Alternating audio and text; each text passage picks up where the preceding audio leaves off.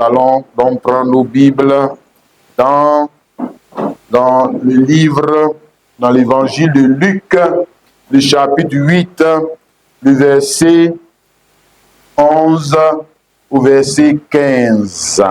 Évangile de Luc, chapitre 8, le verset 11 au verset 15. Donc, voici ce que signifie cette parabole. La sémence, c'est la parole de Dieu. Ceux qui sont le long du chemin, ce sont ceux qui entendent. Puis le diable vient et enlève de leur cœur la parole, de peur qu'ils ne croient et qu'ils ne soient sauvés. Ceux qui sont sur le roc, ce sont ceux qui, lorsqu'ils entendent la parole, la reçoivent avec joie, mais ils n'ont point de racines. Ils croient point tant. Ils succombent au moment de la tentation. Ce qui est tombé parmi les épis, ce sont ceux qui, ayant entendu la parole, s'en vont et la laissent étouffer par les soucis, les richesses et les plaisirs de la vie. Ils ne prennent point de fruits qui viennent à maturité. Ce qui est tombé dans la bonne terre, ce sont ceux qui, ayant entendu la parole avec un cœur honnête et bon, la retiennent et portent du fruit avec persévérance. Alléluia. Voilà. Quelle terre pour la culture de l'arbre de vie? Hein, c'est une question. Quelle terre pour la culture de l'arbre de la vie? Alléluia. Amen. Voilà. Ici, dans cette parabole, il y a un grand mystère qui nous est révélé. Mais révélé, ça reste encore parabole parce qu'il faut que Jésus vienne. Hein? Voilà. Il faut que Jésus revienne dans un homme pour t'expliquer ça. C'est comme ça. Comme ça, il a laissé parabole. C'est-à-dire qu'il a verrouillé. Il a fini de parler, maintenant il a verrouillé ça. Parce qu'il doit revenir pour t'expliquer ça. Sinon, l'intelligence humaine ne peut pas expliquer ça. Alléluia. Ici, voyez-vous, cette parabole est relative, comme j'ai dit, au grand mystère de Dieu. Mais le grand mystère de Dieu concernant l'objectif de Dieu. Quel était son objectif en créant le ciel et la terre? Quel était son objectif en créant les hommes? Maintenant, quel était son objectif en créant l'église? Parce qu'il a créé aussi l'église. Il a dit, je bâtirai mon église. Voilà. Donc, il voulait atteindre quel objectif? Hein? Voilà. Ça, c'est révélé dans cette parabole-là. Voilà. Quand l'Esprit de Dieu te montre clair, tu vois. Ouais. C'est ça qu'il voulait faire. C'est ça qu'il veut atteindre. Mais c'est surtout ce qu'il veut atteindre avec l'église de Jésus-Christ. Alléluia. Donc, reproduire sur la terre des arbres de vie à partir de la sémence de son arbre de vie. Ça, c'est l'objectif. Reproduire sur la terre. D'ailleurs, la terre elle-même est une reproduction. La terre elle-même est une reproduction du royaume des cieux. Voilà. Les arbres que tu vois là, c'est des reproductions. L'homme lui-même, là, il est une reproduction de l'homme du ciel. Voilà. La femme, c'est une reproduction de la femme du ciel. Etc., etc. Hein? Bien, donc l'objectif qu'il voulait atteindre, c'est reproduire sur la terre des arbres de vie. Des arbres qui donnent la vie. Hein? À partir de quoi? C'est à partir d'une sémence qu'on reproduit un arbre. Hein? Voilà, on est dessus depuis près d'un mois. Tu dois comprendre ça maintenant. Hein, mon frère? C'est à partir de sémences. Mais à partir de quelle sémence on peut reproduire un arbre de vie? Mais à partir de la sémence de lui, son arbre de vie. Quand il dit son arbre de vie, ça dit de lui. Lui, sa sémence. Voilà. À partir de lui-même. Sa sémence. Hein? Ou son germe de vie. Ici, Ésaïe chapitre 4, le verset 2. En ce temps-là, le germe de l'Éternel aura de la magnificence et de la gloire. Et le fruit du pays aura de l'éclat et de la beauté pour les réchappés de l'Éternel. Germe de l'Éternel. Germe, c'est la vie à son état embryonnaire. Donc l'Éternel a germe. C'est ce qu'il a dit. Hein? Germe de l'Éternel, germe de l'arachide, germe du cacao, germe du manguier, germe, donc à partir du germe, tu vas reproduire un autre manguier. C'est ce qu'on est en train de te dire. À partir du germe là, tu reproduis un autre arbre. Si c'est le germe de l'Éternel, c'est qu'à partir de ce germe là, tu vas reproduire un autre quoi? Éternel. Oui, un autre éternel. Voilà. Le même personnage est revenu. Il a la vie éternelle. Tu vas reproduire encore la même chose. Hein? Donc, son objectif, c'était cela. De produire sur la terre des arbres de vie à partir du germe Le germe est tout dans une sémence, quand même. Tu peux comprendre ça. Le germe est dans une sémence. Donc, à partir du germe, il va reproduire des arbres de vie. À partir d'une seule sémence. D'une seule sémence, il va reproduire plusieurs fruits. À partir d'une seule sémence. OK? Donc, il devrait trouver, c'est ça qu'il est en train de dire dans la parabole là. Voilà, je t'explique d'abord la parabole, et puis maintenant on va rentrer point par point pour comprendre plus en détail. OK? Voilà, maintenant, comme on doit faire champ, quand on doit faire champ, il y a deux choses qu'il faut trouver. On doit trouver un homme. Oui, puisque à partir du germe, on doit faire des arbres, non? On doit cultiver, non? Mais il faut trouver des hommes. Des hommes qui sont disposés. Parce qu'il se peut que lui aussi va dire, ah, moi je n'ai pas le temps. Moi je suis en train de poursuivre mon business. Il faut me laisser tranquille. Quand on a fait des body apps de vie, moi-même aussi, j'ai ma famille à nourrir. Là, il faut me laisser. Voilà. Donc il doit trouver des hommes qui sont disposés. Deux, il doit trouver une terre qui est préparée. Parce que la sémence, peu importe, la sémence, elle ne peut pas pousser dans toutes les terres. C'est ça qu'il est en train de te montrer. Il te montre les terres. La sémence ne peut pas pousser dans toutes les terres. Non. Donc il faut trouver un homme ou des hommes qui sont disposés, qui ne viennent pas seulement à l'église. Non, mais ils sont disposés et ils disent, nous on est d'accord. Dieu, tu nous as appelés, on va faire ce que tu voulais faire là. Nous on va faire ça. Voilà. On va faire ça avec toi. Nous on est d'accord. Deux, trouver les terres. C'est ça qui te montre ici. Alléluia. D'accord. Il faut commencer par comprendre que tout ce que Dieu veut donner à l'homme, tout ce que Dieu veut donner à l'homme se trouve dans une sémence. Tout le bonheur qu'il veut te donner là est dans une sémence. C'est pas seulement Dieu.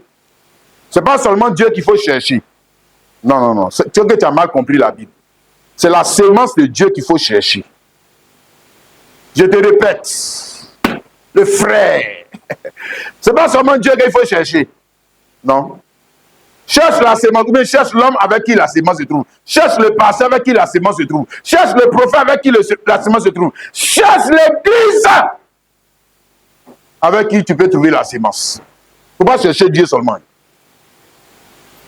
Ça, je te parle, hein, la vérité. Il ne faut pas chercher Dieu seulement. Parce que tout ce que Dieu veut donner à l'homme, tout le bonheur qu'il veut donner à l'homme, ne se trouve pas seulement en Dieu. Non, ça se trouve dans la sémence. Dans la sémence de Dieu. Dans la sémence de Dieu, là tu as tout. Dans la sémence d'arachide, tu n'as pas tout. Dans la sémence d'argent, tu n'as pas tout. Dans la sémence du manguier, tu n'as pas tout. Dans la sémence de bref. Voilà, toutes tes sémences autour de toi. Quand même, toi aussi, tu peux comprendre ça. Toutes tes sémences autour de toi.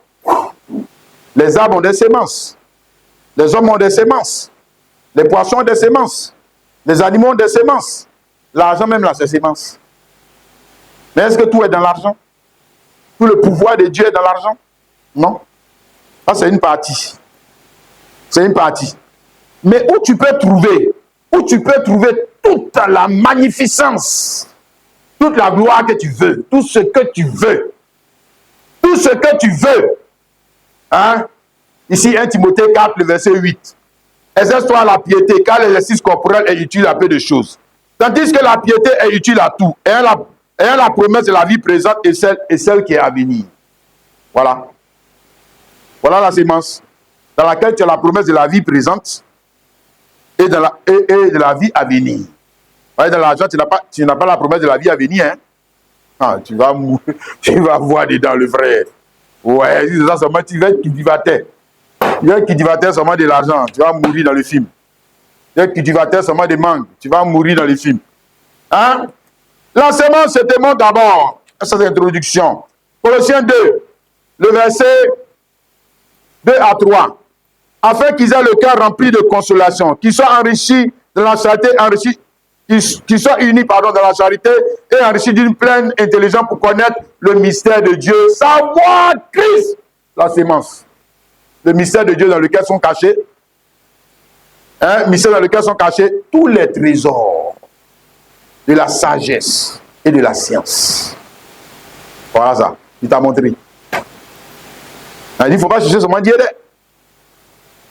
La sémence, dans laquelle est caché tous les trésors. Tous les trésors. Tous les trésors. Ce n'est pas une partie, hein. Tout. Tout. Hein? Tous les attributs de Dieu. Parce que quand Dieu créait la sémence là, il déposait ses attributs dans cet arbre. Il déposait une partie des attributs dans cet arbre. Parce qu'il avait parlé à ce que je sache. Hein? Donc il s'exprimait lui-même.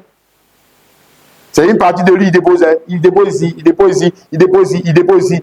Mais tout ce qu'il est dans une autre sémence. Lui, sa sémence. Voilà. Et c'est là qu'il t'explique. Verset 8, Colossiens 2, verset 9 à 10. Quand en lui habite corporellement toute la plénitude de la divinité, et vous avez tout pleinement en lui. Vous avez tout pleinement, tout. Pleinement dans cette sémence. Hein? D'accord. Donc je demande d'abord, le bonheur qu'il voulait pour l'homme, il a mis dans une sémence. Hein? Et non, il ne va pas descendre comme ça toujours. Non, il a mis dans une... C'est la sémence qu'il envoie. Donc le bonheur est dans la sémence. Ok? Et puis, il destine l'homme, il lui fait la grâce, il fait la grâce à cet homme, puisqu'il veut lui donner le bonheur. Donc, il lui fait la grâce à cet homme de cultiver et de garder la sémence. Il va le bénir. Voilà. Il ne va pas parler seulement pour le bénir. Non, non, il doit le responsabiliser. Lui-même, là, il doit travailler à son bonheur. Lui-même. Il n'a pas dit, il croit en Dieu, non. Voilà. Donc, il n'a qu'à travailler à son bonheur. Hein? C'est comme ça qu'au commencement, on a vu dans Genèse 2, le verset 15, et il a placé Adam en Éden pour le cultiver, pour le garder. Hein? Voilà. Là, tu as compris maintenant. Tout ce qu'il voulait lui donner était dans la sémence de l'arbre de la vie. Donc, s'il veut voir ça arriver dans sa vie, il faut cultiver. La sémence même, elle-même, comment on va dire quoi? La sémence, peu importe la sémence. Comment tu peux voir ce qui est dans la sémence? Comment tu peux voir? Hein? Comment tu peux voir ce qui est dans la sémence du maïs? Il y en a qu'à envoyer un couteau, on va couper. On va regarder dedans. On va voir les... Tu ne peux pas faire comme ça. Il faut cultiver.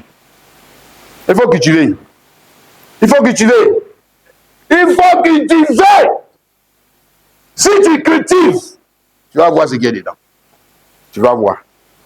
Ce qui est caché dedans, la vie qui est dedans, tu vas voir. Ok? Ils ont vu. Je reprends un peu les autres leçons. En fait, c'était des suites, hein, depuis là. Voilà. Et ils ont vu que l'homme avait des difficultés. Voilà. Il n'a pas eu de difficultés à cultiver. Quand on l'a chassé dans Genèse 3, 23 là, et puis 24 là, on dit va cultiver les mangues là. Il n'a pas eu de difficultés. Non? Il est allé cultiver les mangues propres. La difficulté, hein, vous et moi, se trouve dans la culture de la parole de Dieu. C'est là-bas qu'il y a un problème. Hein? Parce que là, c'est pas affaire de je connais papier. C'est pas 1 plus 1 égale 2. C'est la foi. Oui, c'est la foi. C'est pas affaire de je suis un grand économiste. Je suis le plus grand économiste. J'ai travaillé à FMI. Si je viens, je vais changer le pays. C'est pas affaire de ça. Jamais. C'est affaire de foi. C'est là-bas qu'on a vu que chaque fois l'homme avait des difficultés. Adam a eu des difficultés. Le peuple d'Israël a eu des difficultés. Et Abraham a eu des difficultés. Et aujourd'hui, l'église de Jésus a des difficultés. C'est là-bas que nous tous on est par terre. Ouais, un pasteur même, il même là, il est dedans. Hein? Dans cette parabole même, il t'a montré dans la parabole les difficultés. Il y a difficulté dans la première terre, il y a difficulté dans la deuxième terre, il y a difficulté dans la troisième terre. C'est-à-dire qu'il y a 4 terres, hein, mais sur les 4 terres, il y a difficulté dans 3. Voilà, non? Ça vous dit qu'il y a difficulté. C'est pas facile. Non, non, non. C'est pas du tout facile. Hein? Non, c'est pas du tout facile. C'est pas parce que tu es assis ici. Écoute quelqu'un, Adam et Ève voyaient Dieu vis-à-vis, bébé, et puis ils ont échoué. Hein? Voilà, donc il nous montre ici aussi la difficulté, mais dans la même parabole, il nous montre aussi l'espoir. Il y a difficulté et puis espoir. Donc pour nous là, il y a difficulté et puis, bon, pour Adam et Ève, il y avait difficulté, seulement il n'y avait pas espoir. Hein. Quand il a échoué, on dit, Dégage. Dégage. La vie pour le peuple d'Israël, non. Hein? Matthieu 21, 43. Quand ils ont échoué, on dit, allez, dégagez. Dégagez. Mais pour nous là, qui sommes, parce que nous on est en Christ. Nous on est en Christ. En Christ, c'est vrai, ce ne sera pas facile, hein, mais il y a l'espoir. Parce que la Bible dit que hein, Christ en vous, l'espérance de la gloire, n'est-ce pas? Si Christ en vous. Si Christ en vous, alors il y a de l'espoir. Oui, il y a de l'espoir.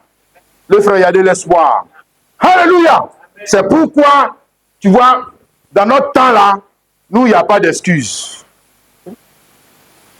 Dans notre temps, il n'y a pas d'excuses. Si tu as échoué là, si tu as échoué comme Adam, il ne faut pas dire que non, Adam et Ève ont échoué, ce n'est pas bien grave, même si tu échoues, ce n'est pas grave. Pour toi, là, c'est grave. Pour toi, c'est grave. Parce que toi, toi, tu es dans la réalité. Christ. Les enfants d'Israël ont échoué. Donc, si moi j'échoue aussi, ce n'est pas bien grave. Si. Si pour toi, là, tu vas voir dedans. Hein? Si c'est le Seigneur Jésus qui l'a dit. Dans Jean 15, le verset 22. Regarde, je lis ça pour toi. D'ici, je n'étais pas venu et que je ne leur eusse point parlé, ils n'auraient pas de péché. Mais maintenant, ils n'ont aucune excuse de leur péché. On lit bien Bible là, hein? Pas continuer de t'excuser, tout le temps de t'excuser. Faut savoir la saison dans laquelle toi tu es. La saison dans laquelle, c'est pour ça la grâce est encore même plus exigence. Parce que là, maintenant, toi, tu as la grâce de réussir et puis tu échoues. Pourquoi? Et puis la personne va venir dire que ce n'est pas bien grave. Alors que la personne a donné, comme on va le voir, Dieu a donné tous les moyens qu'il faut pour réussir. Et puis toi, tu échoues. Pas aussi. Il faut bien regarder hein, ce qu'il est en train de te dire. Alléluia. Donc, il montre ici, il nous identifie, pour commencer réellement dans la parabole, le verset 11, voici ce que signifie cette parabole. La sémence, c'est la parole de Dieu. Voilà, c'est ce que je vais commencer à dire. Il faut identifier la sémence. La sémence dans laquelle se trouve tout le bonheur que Dieu veut donner à l'homme. C'est la parole de Dieu. La sémence de l'arbre de vie. Ici, la sémence, il faut compléter. De l'arbre de la vie, c'est la parole de Dieu. Voilà. Mais pas n'importe quelle parole de Dieu, la parole de Dieu qui est relative à ton jour. Il faut pouvoir identifier ces paroles dans ton jour. Ce n'est pas toutes les paroles qui sont paroles de Dieu. Je répète, ce n'est pas toutes les paroles. Même le gars finit de lire dans la Bible, mais ce n'est pas encore parole de Dieu. Ce n'est pas toutes les paroles qui sont paroles de Dieu. Non. Ok? La sémence dans laquelle se trouve tout le bonheur que Dieu veut te donner à toi et à moi, se trouve où? Parole de Dieu pour notre jour. Et cette parole de Dieu pour notre jour vient toujours avec qui? Qui est l'envoyé? Qui vient avec ces paroles? Jésus-Christ. Parce que j'allais dire Branham. Non, Jésus-Christ. Jésus-Christ. Hein? Celui qui a tout l'envoyé. Dans tous les âges, c'est lui l'envoyé. Celui qui s'envoie lui-même ou qui se succède à lui-même dans son église. Matthieu 13, le verset 37. Il répondit, celui qui sème la bonne sémence, c'est le Fils de l'homme. Voilà. Celui qui sème la bonne sémence. Mais la bonne sémence, c'est la sémence de quel arbre? La sémence de quel arbre? Hein? Voilà. La bonne sémence, c'est la sémence de quel arbre? C'est quelle sémence? Jésus n'est pas venu avec... Jésus n'est pas venu à ce que ça avait des conteneurs d'avocatiers pour te donner. On est venu avec la sémence de Dieu. La parole. Hein? Parce que lui-même, il est quoi? Il est quoi? Il est le germe. Hein? Zacharie, chapitre 3, le verset 8. Zacharie 3, 8 dit qu'il est le quoi? Le germe. Voici, je ferai venir mon serviteur, le germe. Le germe de quoi? Avocatier. Non. Le germe de l'Éternel. Voilà. Le germe de Dieu est venu. Et le germe, c'est toujours dans une sémence. Hein? Je ferai venir. Dans chaque âge, je ferai venir. Dans chaque âge, ce n'est pas seulement de là-bas. Hein. Dans chaque âge, il vient. Dans chaque âge, il vient. Tu vois, non, le frère et la sœur. Alléluia. C'est pourquoi dans chaque âge, le salut ne se trouve pas seulement de dire que je vais à l'église. Le salut se trouve dans le fait de reconnaître avec qui se trouvent ces semences. Avec qui? C'est avec qui? Et puis recevoir cet homme. Comme étant Jésus-Christ revenu de nouveau. Ouais. C'est ça. Chaque âge de l'église, il dit que celui qui a des oreilles entend ce que l'Esprit dit aux églises. C'est ça. Hein? Ouais. Reconnaître. Ah, tu n'as pas dit que c'est ton mari. Tu ne peux pas reconnaître sa voix. Tu ne peux pas le reconnaître. Il a dit, mes brebis entendent ma voix. Il n'a pas dit, elles vont me voir. Ça veut dire, elles vont entendre ma voix par le moins. Ce matin-là, tu m'entends, non? Il y a un instrument qui me permet de te parler. Donc, s'il dit que tu vas entendre ma voix, ça veut dire qu'il y a un instrument qui va te permettre de l'entendre. Il y a un instrument. Il y a un homme. Ah, oui, c'est ça. Est-ce qu'il va te parler depuis le ciel? Non, il te parle au travers d'un instrument. Hein? C'est ça qui est imagé dans Apocalypse 17, à la voix du 7e ange. Le jour de la voix du 7e ange, quand il sonnerait de la trompette, le mystère de Dieu s'accomplirait. Donc, c'est bien imagé. Il sonne de la trompette. Donc, il y a instrument. Hein, qui vous fait entendre quelque chose. On va te dire. Hein, trompette, la trompette entre les mains de qui? Si c'est entre les mains de Jésus-Christ. Si trompette par bout Daniel est entre les mains de Jésus-Christ, donc la voix que tu dois entendre là, tu dois pouvoir reconnaître. Ce n'est pas une voix traditionnelle. Jamais. Jamais. Ce n'est pas la morale. Ce n'est pas, hey, vous les chrétiens, hein, ne volez pas. Ne cherchez pas femme. Hein? Ceux qui cherchent femme ne vont pas aller au paradis. Ce que les menteurs n'iront pas au paradis. Il ne faut pas critiquer. Il ne faut pas critiquer ton frère. Il ne faut pas critiquer ta soeur. Tu vois, non? Hein? La soeur, il faut être soumise à ton mari. Tu sais, c'est comme ça. Et puis tu vois, oh, les gens sont devenus quoi, des enfants. Et puis il lui dit que lui, là, c'est un grand prédicateur. Aïe. Ce qu'il est en train de te dire là, est-ce que toi, tu as besoin de partir dans un lieu de culte pour connaître ça? Ah, toi aussi. Oh, quand même. Hein? Je disais à mon épouse hier que, mais nos parents qui ne connaissaient pas la Bible, il n'y avait pas Saint-Esprit, comment ils ont fait pour réussir leur mariage? Vous, les faux prédicateurs qui disaient tout le monde de parler des mariages du haut de la chair, là. Nous, nos parents qui n'avaient pas de Bible, là, ils ont fait comment pour réussir leur mariage? Ils ont fait comment?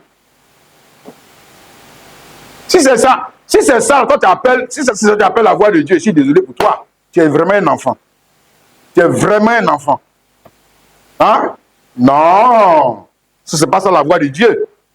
Hein? La voix de Dieu est relative au mystère de Dieu. Donc, ce que Dieu avait dit en parabole, il doit venir nous expliquer ça maintenant. Voilà. Hein? Voilà, pour nous différencier. Dans la culture, nous, on doit être différents. Nous, on doit être différents des autres. Dans la culture. Alléluia. Donc, la sémence, c'est la parole de Dieu. Nous l'avons identifié, non? La sémence pour notre jour. Apocalypse 17. Ça, c'est la sémence du jour. Hein?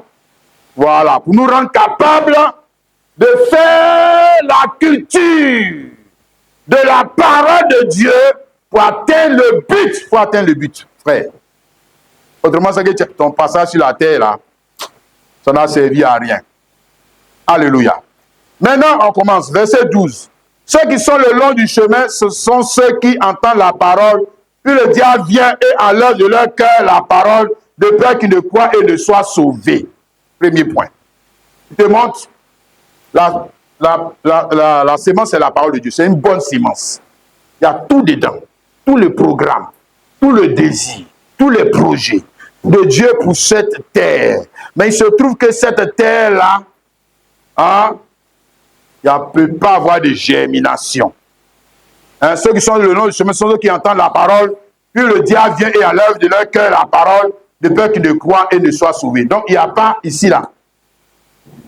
Ici, là, quand on a mis la sémence, il ne peut pas avoir germination même de la vie. Germination de la sanctification.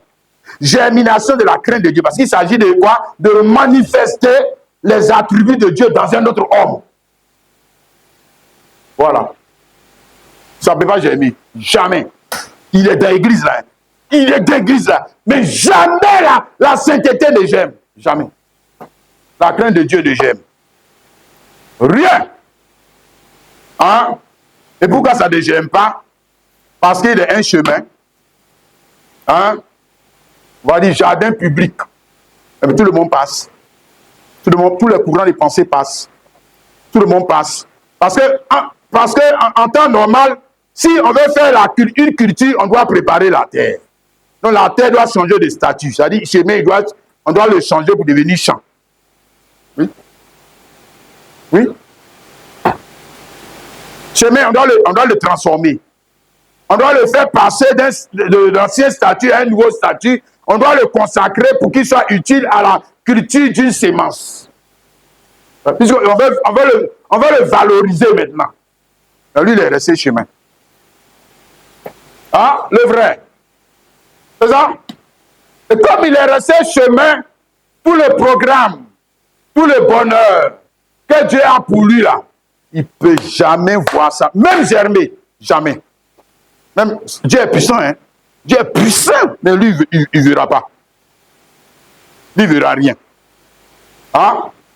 Parce qu'en temps normal, il doit être quoi?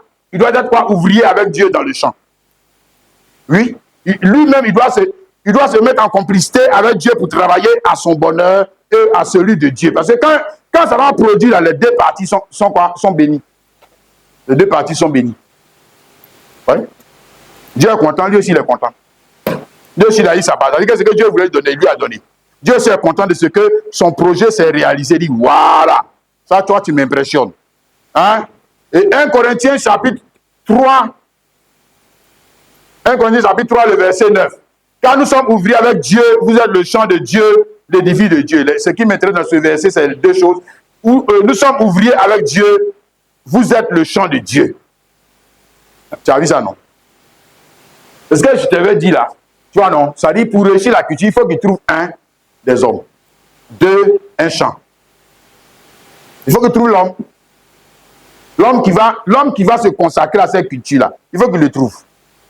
2, il faut qu'il trouve un champ, une terre appropriée à la culture de cette sémence. Donc, si les deux conditions-là ne sont pas remplies, Dieu est fort, hein? Dieu est fort, mais toi, tu ne vas rien voir. Toi, tu ne vas rien voir. Ce n'est pas que Dieu n'est pas puissant. Hein? Non? D'ailleurs, Dieu lui-même, selon ce que Jésus nous a dit ici dans Jean 15, le verset 1, il dit quoi? Je suis le vrai cep, mon père est le vigneron. Donc, ça veut dire que Dieu lui-même, pour nous donner, on va dire quoi? Pour se donner à lui-même et à nous la grâce de réussir ce projet, Dieu lui-même est devenu le cultivateur, le vigneron. Dieu lui-même. Hein? Dans les autres fois, c'est l'homme qui devait cultiver. Donc, ça échoue. Voilà. Ici, il doit y avoir une complicité. Hein, une complicité entre Dieu et puis l'homme. Est-ce que nous avons vu dans Abraham? C'est pour ça que son nom a été changé. On l'a qualifié. Il ne peut pas enceinter Sarah avec son nom d'Abraham là. Jamais. Jamais. Il ne peut pas faire. Il ne peut pas cultiver la parole. Donc, on l'a qualifié. Hein? Voilà. Et puis maintenant, Isaac aussi, quand il a eu Isaac, maintenant les deux là. Tu as vu, non, les deux sont allés sur le mont Morija et puis Isaac là, il était en complicité avec son père pour faire la volonté de Dieu. Ça peut marcher. Parce que les deux sont compatibles. Ça peut marcher. Là, parce que les deux sont convertis. Il n'y a pas un qui est converti et puis l'autre est resté païen. Alors ça ne marche pas. Voilà. Quand Dieu lui-même s'est converti, c'est ça qu'il est ici là. Mon père est le vigneron. Quand Dieu lui-même s'est converti, selon Philippiens chapitre 2, le verset 5 à 11, hein, il s'est dépouillé lui-même. Il s'est dépouillé lui-même. Jusqu'à devenir un simple homme. Ça veut dire quoi? Ça veut dire quoi? Ça veut dire qu'il est converti. Il est passé d'une forme à une autre. Mais pourquoi il passe d'une forme à une autre? C'est pour se donner des chances de réussir le projet et puis se donner à toi. Parce qu'il faut que Il faut qu'il descende à ton niveau pour être ouvrier avec toi dans le projet. Voilà. Il ne peut pas le faire étant l'éternel Dieu, le Tout-Puissant. Voilà. Il faut qu'il descende, quand il est venu vers toi maintenant. Voilà, là, il est le vigneron. Ok? Maintenant, toi, tu es quoi? Hein? Mais toi, tu es le champ. Le champ, ça veut dire quoi? Ça veut dire que c'est une terre qu'on a préparée. On a enlevé les choses. On a enlevé beaucoup de choses. Dans la terre, on a préparé la terre parce que la terre, là, on veut la destiner à une culture. Voilà. Donc, le champ, c'est pas, les arbres sont là et puis toi, tu commences à s'aimer. C'est pas ça, champ. Tu m'avais fait champ. Bon, tu trouves les arbres, les plantes sont là, puis tu dis, moi, on a qu'à de faire champ. C'est pas comme ça. Champ, ça veut dire qu'il y a une terre qui est préparée. Champ, ça veut dire qu'il y a une terre qui est disposée. C'est pas ça. Oui, champ, ça veut dire qu'il y a une terre qui a été cultivée. 2 Corinthiens 5, 17. Si quelqu'un est en Christ, il devient quoi? Une nouvelle créature. Alors là, les choses anciennes sont passées. Alors là, maintenant, toutes choses deviennent quoi? Voilà. Voilà. Nous avons aussi Jean chapitre 3, le verset 5 à 6. Et Jésus répondit, en vérité, je le dis, si un homme est né d'eau et d'esprit, il ne peut entrer dans le royaume de Dieu. Voilà. Ça, c'est pas possible. C'est-à-dire dans le règne de Dieu. Notamment dans la culture du règne de Dieu. Dieu ne cultive pas l'argent. Non. Il est vigneron. Il cultive sa propre sémence. L'argent, tu peux faire ça même sans Dieu. Sans Dieu, tu peux faire. Voilà. Cultiver le mariage, tu peux faire ça sans Dieu. Cultiver les patates, tu peux faire ça sans Dieu. Mais cultiver lui sa sémence, sans Dieu, ça, c'est pas possible. Sans la foi en Dieu, c'est pas possible. Hein?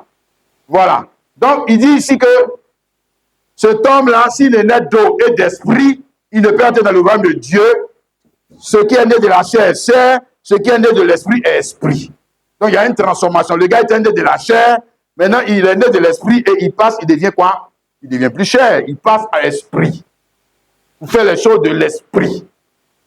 C'est ça? Il est un champ. En esprit, il est un champ. C'est ça que ça veut dire. Il n'est plus chair. En esprit, là, en esprit, lui, il est champ.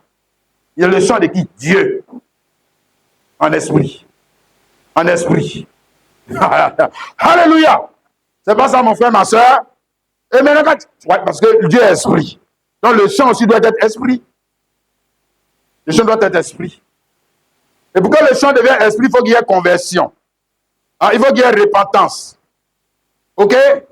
Maintenant, s'il n'y a pas conversion, s'il n'y a pas repentance, s'il n'y a pas consécration, là, il va venir s'asseoir ici. 1000 ans! 1000 ans, je t'ai dit. On n'a qu'à lui prolonger ses jours jusqu'à prolonger même, dépasser même pour Adam. Rien! Rien. Il n'y a rien. Voilà. Il ne voit rien venir. Il ne voit rien germer. Et c'est dommage. Parce que si tu ne vois rien germer, ça veut dire quoi? Ça veut dire que le projet que tu avais pour toi là, toi, tu ne peux pas voir ça. Tu vas voir les autres voir ça. Toi, tu ne le verras pas. Tu peux étudier. Tu peux étudier ça, mais voir ça. On ne parle pas d'étudier. On ne parle pas d'étudier. Ça, on parle de voir. Connaître. Participer à ces choses. Produire ces choses. C'est de ça qu'on parle. Faut bien comprendre. Le frère. Luc 8, le verset 13. Maintenant, deuxième terre. Ceux qui sont sur le roc, ce sont ceux qui, lorsqu'ils entendent la parole, la reçoivent avec joie. Mais ils n'ont point de racines. Ils croient pour un temps. Et ils succombent au moment de la tentation. Donc, nous arrivons ici avec la deuxième terre. Et dans la deuxième terre, nous voyons que là, il y a quoi? Germination. Premier, là, lui, il n'y a même pas germination. Il y a rien qui... Oh, ça, il est malheureux, mais il ne sait pas. Non, mais pourtant, les autres choses, j'aime là-bas, le mariage, l'enfant, voilà. Il ne faut pas dire que quand on dit qu'il n'y a pas de germination, c'est pour Dieu, là. C'est les aspects de la vie de Dieu qu'on ne peut pas voir dans chez lui. Voilà. Sinon, la vie des païens, là, on voit ça là-bas aussi. La vie des musulmans, on voit ça. Ce que les musulmans ont là, lui aussi, il a ça. Voilà. Ce que les bouddhistes ont là, lui aussi, il a ça. Voilà. Ce que les païens, le diable même a là, lui aussi, il a ça. Il a ça. Mais les choses qui concernent la vie de Dieu, non. Là, non. Il n'a pas ça. Voilà. Deuxième terre, on voit que dans cette deuxième terre, vous voyez, Là, on nous dit qu'il y a quoi? Germination. Ceux qui sont sur ceux qui sont sur le roc, ce sont ceux qui, lorsqu'ils entendent la parole, la reçoivent avec joie, mais ils n'ont point de racines. Ils croient pour un temps et ils succombent au moment de la tentation. Pour eux, là, il y a germination. Hein? Voilà, on commence à voir un peu. C'est-à-dire que, un peu, le gars commence à dire non, vous savez, à Dieu, la sainteté commence à germer. L'amour de Dieu commence à germer. Les choses de Dieu commencent à germer. Hein, la vie de prière commence à germer. C'est ça qu'on dit germination. On parle des choses de Dieu qui commencent à germer. Hein? Voilà, l'évangélisation, etc. Toutes ces choses commencent à germer parce que c'est des choses qui ne peuvent pas germer dans la vie d'un homme sans la sémence de Dieu. Non. Non. Il va l'évangéliser qui? Ah, il n'est pas cultivateur de la sémence de Dieu. Lui, il va l'évangéliser qui? Il ne peut pas. Voilà, il n'a même pas ce désir. Ça n'est même pas le cadet de ses soucis. Voilà. Mais quand il commence à cultiver la sémence de l'arbre de vie, alors ces choses commencent à germer. Mais le problème ici avec cette terre, c'est que dans cette terre-là, les autres aspects de la vie qui sont encore de la sémence qui doivent venir avec le temps, là. Qui doivent venir avec le temps. Avec le temps, tout le programme doit dérouler. Tout le programme. Pour arriver, la fin du programme, c'est quoi? Mais c'est le fruit qui est mûr. C'est la fin du programme. Là, c'est fini. On est arrivé au bout. Et puis, quand le fruit est mûr, et puis maintenant, il y a quoi? Enlèvement. Voilà. Voilà, le programme continue. Là, maintenant, on te prend, on t'envoie au ciel maintenant. Oui, ouais, tu as reçu le programme. Tu as été fidèle au programme. Tu as bien compris ce qu'on t'avait dit. Ouais. Il y a héritage, il y a richesse, il y a fait tendance, parce qu'on est arrivé à la fin du programme. Voilà. Mais dans deuxième terre, là, les autres aspects de la vie de Dieu ne peuvent pas venir au jour parce que cette terre est sur le roc. Cette terre est sur le roc. Hein? Donc ça se déroule pendant un moment et puis après, bon, ça s'arrête. Un chrétien naît quoi? Il a un amour naît, il a un craint de Dieu naît, il a une vie de sanctification naît. C'est un chrétien naît quoi? Ça veut dire que lui, il est petit, il est court. Il n'est pas grand. Il n'arrive jamais à la maturité. Jamais. Il est resté petit. Hein? Il est resté petit. Un avocatier, mais petit. On appelle ça avocatier, mais il est petit. Hein? On appelle ça, tige de maïs, mais il est petit. Il est resté petit. Il est resté toujours petit parce que il est une terre sur le roc. Alléluia. C'est-à-dire que lui, il a un handicap. Il a un handicap. Si on te présente un handicap, terre sur le roc, ça veut dire qu'il a un handicap. S'il veut voir les autres aspects de la vie de Dieu, s'il veut les avoir, il faut qu'il surmonte cet handicap. Sinon, il va s'arrêter là. Hein. Dieu est fort, mais il s'arrête là. C'est pas que Dieu n'est pas grand. Hein. Mais toi, tu vas t'arrêter là. Les autres vont te laisser partir. Toi, tu vas rester là. Il faut surmonter. Il ne faut pas dire qu'on ne peut pas surmonter cet handicap. Ce n'est pas vrai. Hein, si on surmonte l'handicap, l'homme même construit sur l'eau, il surmonte l'handicap. Il ne faut pas venir mentir. Que toi-même, Dieu, tu m'as créé une terre sur le roc. Maintenant, pourquoi tu veux que tu es en train de te plaindre? Est-ce que l'homme ne construit pas sur l'eau? On ne construit pas sur l'eau. L'homme, on ne construit pas dans le fossé. Hein? Il ne faut pas mentir. Il faut bien comprendre ce qu'il est en train de te dire. Il ne faut pas mentir. Il ne faut pas venir trouver des excuses. Dire que quand lui il est sur le roc, ça veut dire qu'il ne peut pas faire. Si, il peut faire. Il peut faire s'il surmonte l'handicap là. Il peut faire. Il peut faire. Du moins, s'il connaît la valeur de ceux qui sont dans la sémence, il va faire. Hein? Il y a des gens qui ont surmonté cet handicap. Hein? Anne a surmonté l'handicap, non? Elle était stérile, non? Et puis qu'il a rendu stérile. Ce n'est pas l'éternel Dieu. Et elle n'a pas surmonté l'handicap. Alors, toi aussi. Faut pas mal interpréter la parole de Dieu. Zacharie et Élisabeth n'avaient pas d'enfants. Pourquoi? Parce que Élisabeth était stérile. Ils n'ont pas surmonté l'handicap. Hein? Bon, ici, même si on parle on parle ici de persécution. Les chrétiens qui sont en Chine, les chrétiens qui sont au Pakistan, il n'y a pas de chrétiens là-bas. Eux, ils sont chrétiens. oui, dans tes rocs là, eux sont chrétiens quand même. Ils sont chrétiens. Ah bon. Donc toi, il faut rester ici. Il faut rester ici pour dire que non, il y a pas de difficulté. Il faut rester ici. Le jour du jugement, on va te dire que lui là, il était dans la même situation que toi. Mais lui là, il est resté chrétien. Pourquoi tu n'es pas resté chrétien? Tu vas expliquer ça à Jésus. Moi, je ne sais pas comment tu vas faire pour le convaincre, quoi. Nos petites excuses, là, nos petits problèmes là, ici, là. Regarde, il y a des gens là, ils sont dans le feu même à cause de Jésus. Mais ils sont toujours chrétiens. Ouais, ils sont toujours zélés. Ça ne les empêche pas? Non. Quand tu es dans cette situation, ça veut dire que toi, tu dois faire plus d'efforts que les autres. Oui. Il y a des gens, il y a des personnes qui doivent faire plus d'efforts que les autres. Parce qu'ils sont peut-être d'une famille musulmane, etc., etc. Ils sont dans des situations qui sont difficiles. Mais, et puis, le gars, il joue les deux bouts difficilement, mais il doit être encore chrétien. En plus de ça, on lui demande encore d'être chrétien. Ah, Dieu, toi aussi. Ah, tu vois pas comment ma situation est compliquée. Et puis en plus, quand tu dis qu'il doit devenir chrétien, je ne peux pas frauder un peu, pour rendre ma vie facile. En plus de ça, quand tu veux que je devienne chrétien encore. Voilà, il dit oui. En plus de ça, tu vas être chrétien. En plus de ça, tu vas cultiver et garder la sémence. Et comment peux-tu cultiver et garder la sémence? Quand tu es dans une telle situation, surmonte l'handicap, surmonte, impressionne Dieu, montre à Dieu que rien ne peut t'arrêter, montre-lui. Montre-lui cela. Que toi, rien ne peut t'arrêter. Et que tu connais la valeur des choses qui sont dans la sémence. Tu les connais. Donc, ce n'est pas ça qui va t'arrêter. OK? On peut modifier. On dit, le champ, c'est une terre cultivée. Donc, si on doit remblayer, bon, le gars n'a pas assez de terre. Il n'a pas assez de terre, non. Bon, moi, je vais remblayer. Il va faire plus d'efforts. Parce que moi, je vais faire la culture là aussi. Voilà. Moi, je vais arriver au bout. Tu as compris ça? Tu dis Amen. Hein? Alléluia. Luc 8, le verset 13. Pardon, le verset 14.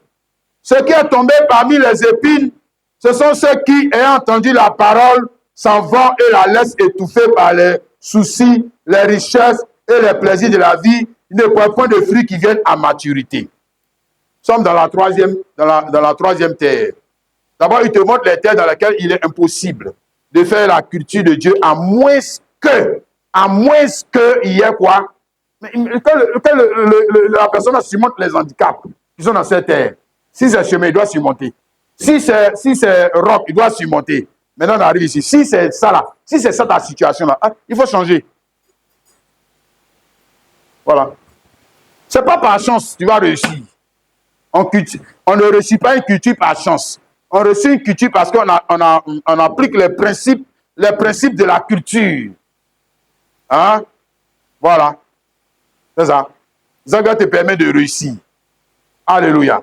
Donc ici, dans cette troisième terre, là, on voit que il y a même plus que germination. Ici, il a dit ici, ce qui a tombé parmi les épines, sont ceux qui ont entendu la parole, s'en vont la laisse étouffer par les soucis, les richesses, les plaisirs de la vie, ne prennent point de fruits qui viennent à maturité. Ils ne prennent point de fruits qui viennent à maturité. Ça veut dire qu'ils sont allés même plus loin que les autres. Hein. Voilà, ils ont vu des choses que les autres n'ont pas vues. Hein? Voilà, ils ont goûté des plaisirs que les autres n'ont pas goûté. Ils ont rendu des témoignages de la grâce de Dieu que les autres n'ont pas vu. On peut rendre témoignage aussi. Ils ont vu des choses. Les autres n'ont pas vu ça. Hein? On dit qu'ils ne prennent point de fruits qui viennent à maturité. C'est là que le problème. Ils ne prennent point de fruits qui viennent à maturité. Donc, ça veut dire que quand tu regardes dans cette champ, tu vois l'arbre, ça ne ressemble pas point pour point à l'arbre originel. Non, parce qu'il y a quelque chose qui manque, la maturité. Sinon, il y a les feuilles. Quand tu regardes ici, il y a feuilles. Là-bas aussi, il y a feuilles. Les feuilles, là, sont la même chose. Hein? Les troncs, la même chose. Hein? Tout la même chose. Hein? Maintenant, quand ça arrive sur fruits, c'est pas la même chose. Voilà. Donc, la ressemblance avec le premier arbre, ce n'est pas parfait. Il n'y a pas restauration de la vie dans ce champ. La restauration de la vie, c'est quoi? C'est le fruit.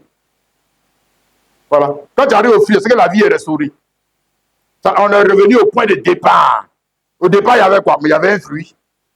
y avait une sémence. À la fin, il doit avoir la même sémence multipliée.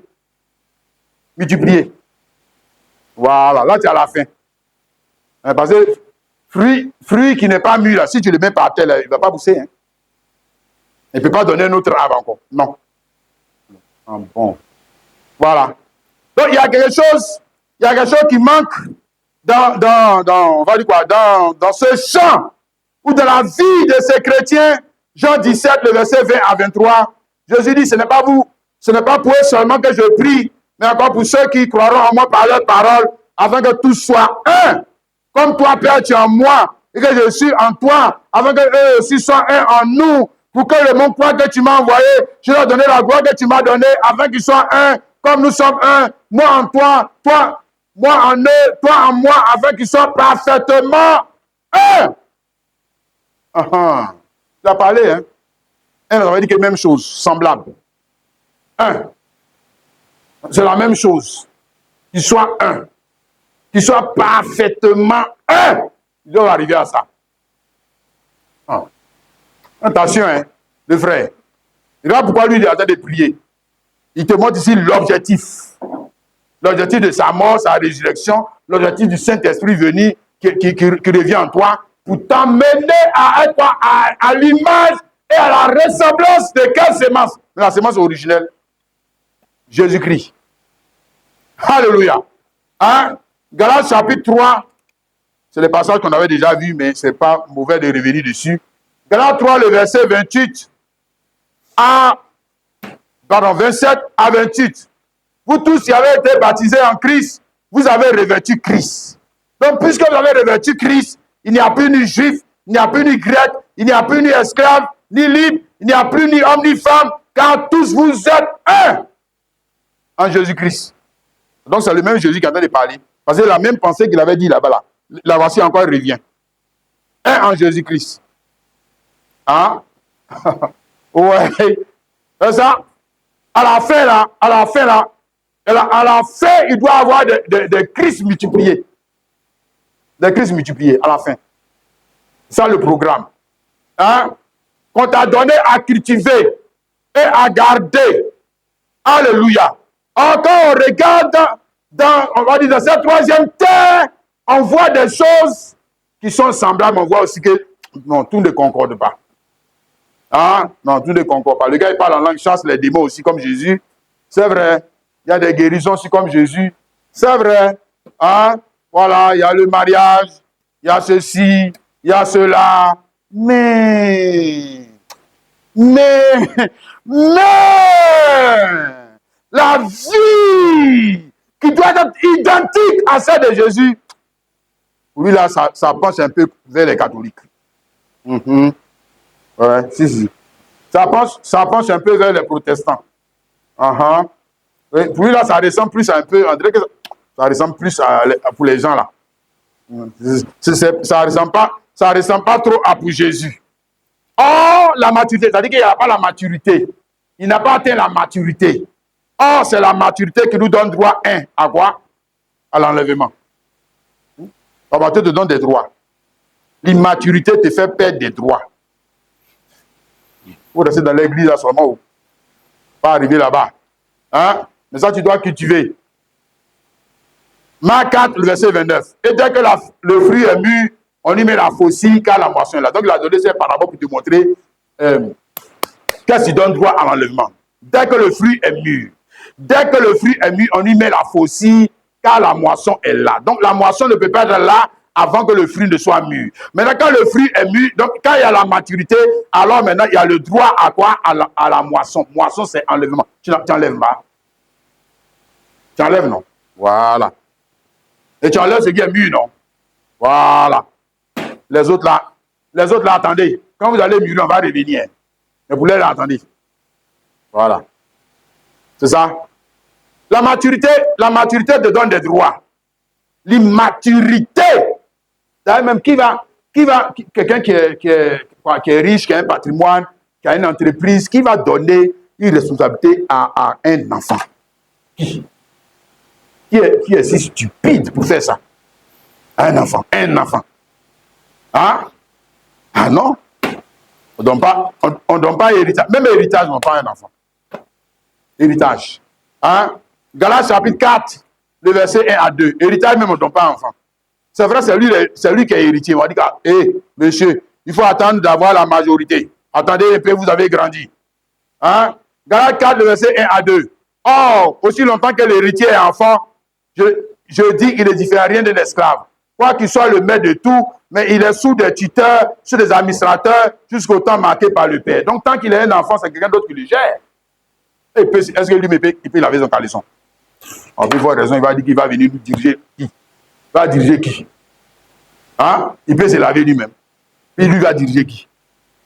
Donc, il va attendre. En temps, maintenant, c'est quelqu'un d'autre qui le gère. En temps, c'est quelqu'un d'autre qui lui donne son argent. C'est quelqu'un d'autre qui lui donne l'argent de déjeuner. En temps, c'est quelqu'un d'autre qui lui donne, voilà, c'est quelqu'un d'autre qui gère le patrimoine, hein, son héritage. Pourquoi? Parce que c'est un enfant. C'est un enfant.